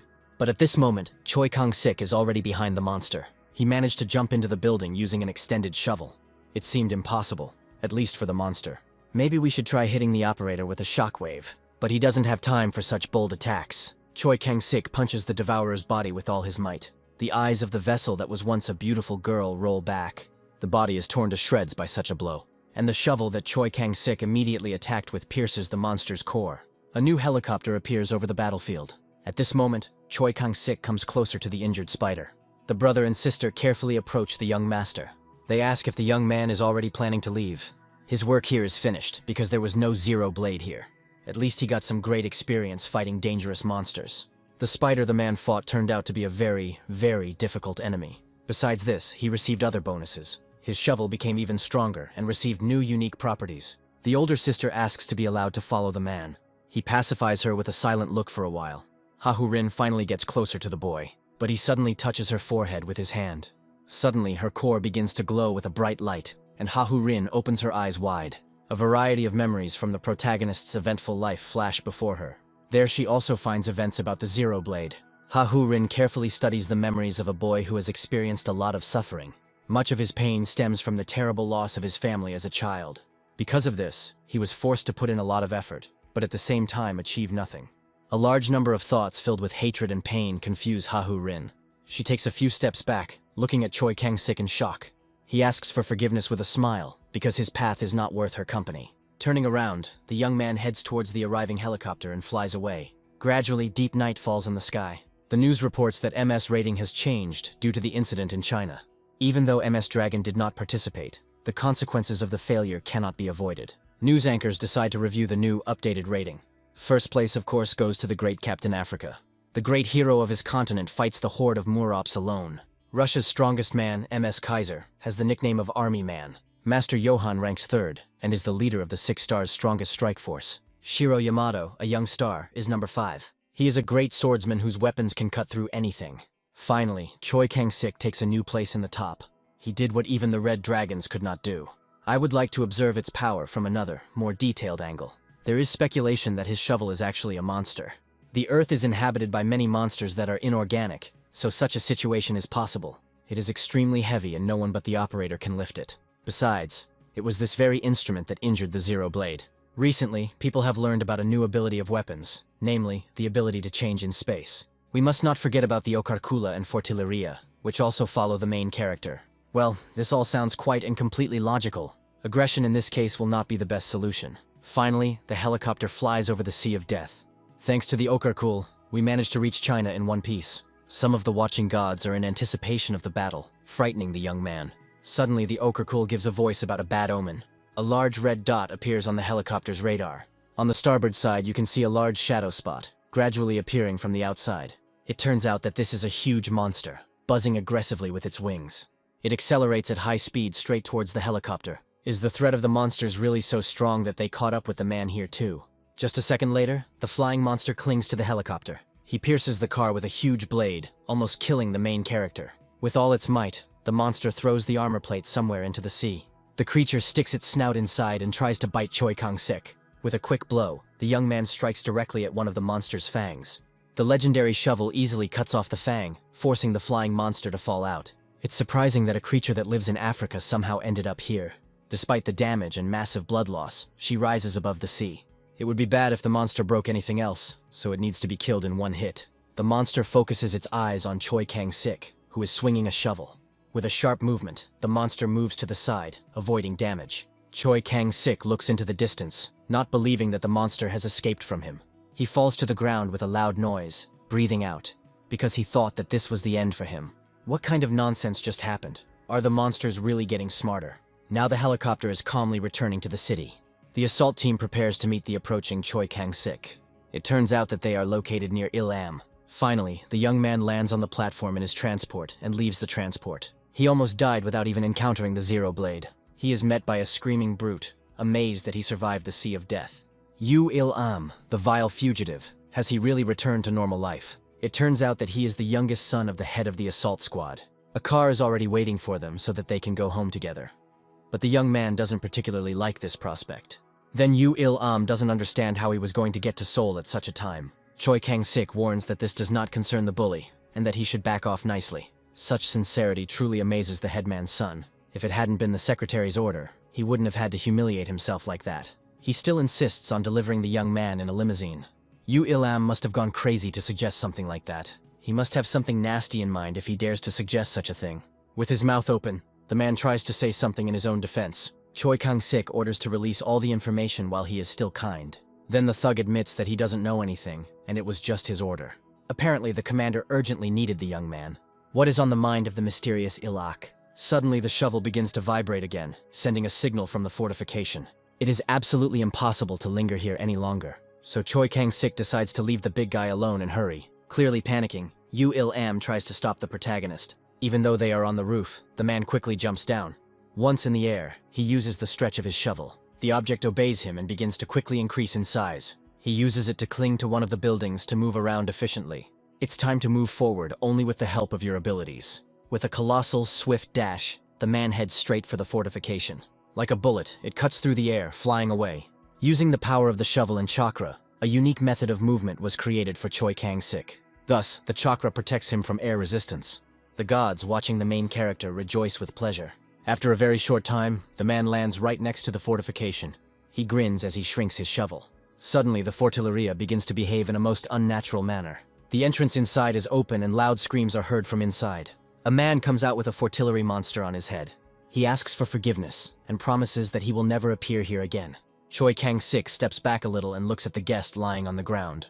He appears to have lost consciousness, and the blue slime on him is grinning contentedly. There are several members of the assault squad inside the fortillery. They sit guiltily on the floor, not daring to look at the man. Choi Kang-sik is amazed by their incredible impudence. Panicking, the men beg to be released and have these vile slimes removed. It seems that this is precisely how the military is trying to achieve cooperation. The mind-reading ability of the Elder Sisters Corps from China was amazing. Suddenly, Choi Kang-sik says that the captives can go away. Upon hearing such news, men quickly bow right at the feet. It turned out that they were being filmed by an okerkul all the time.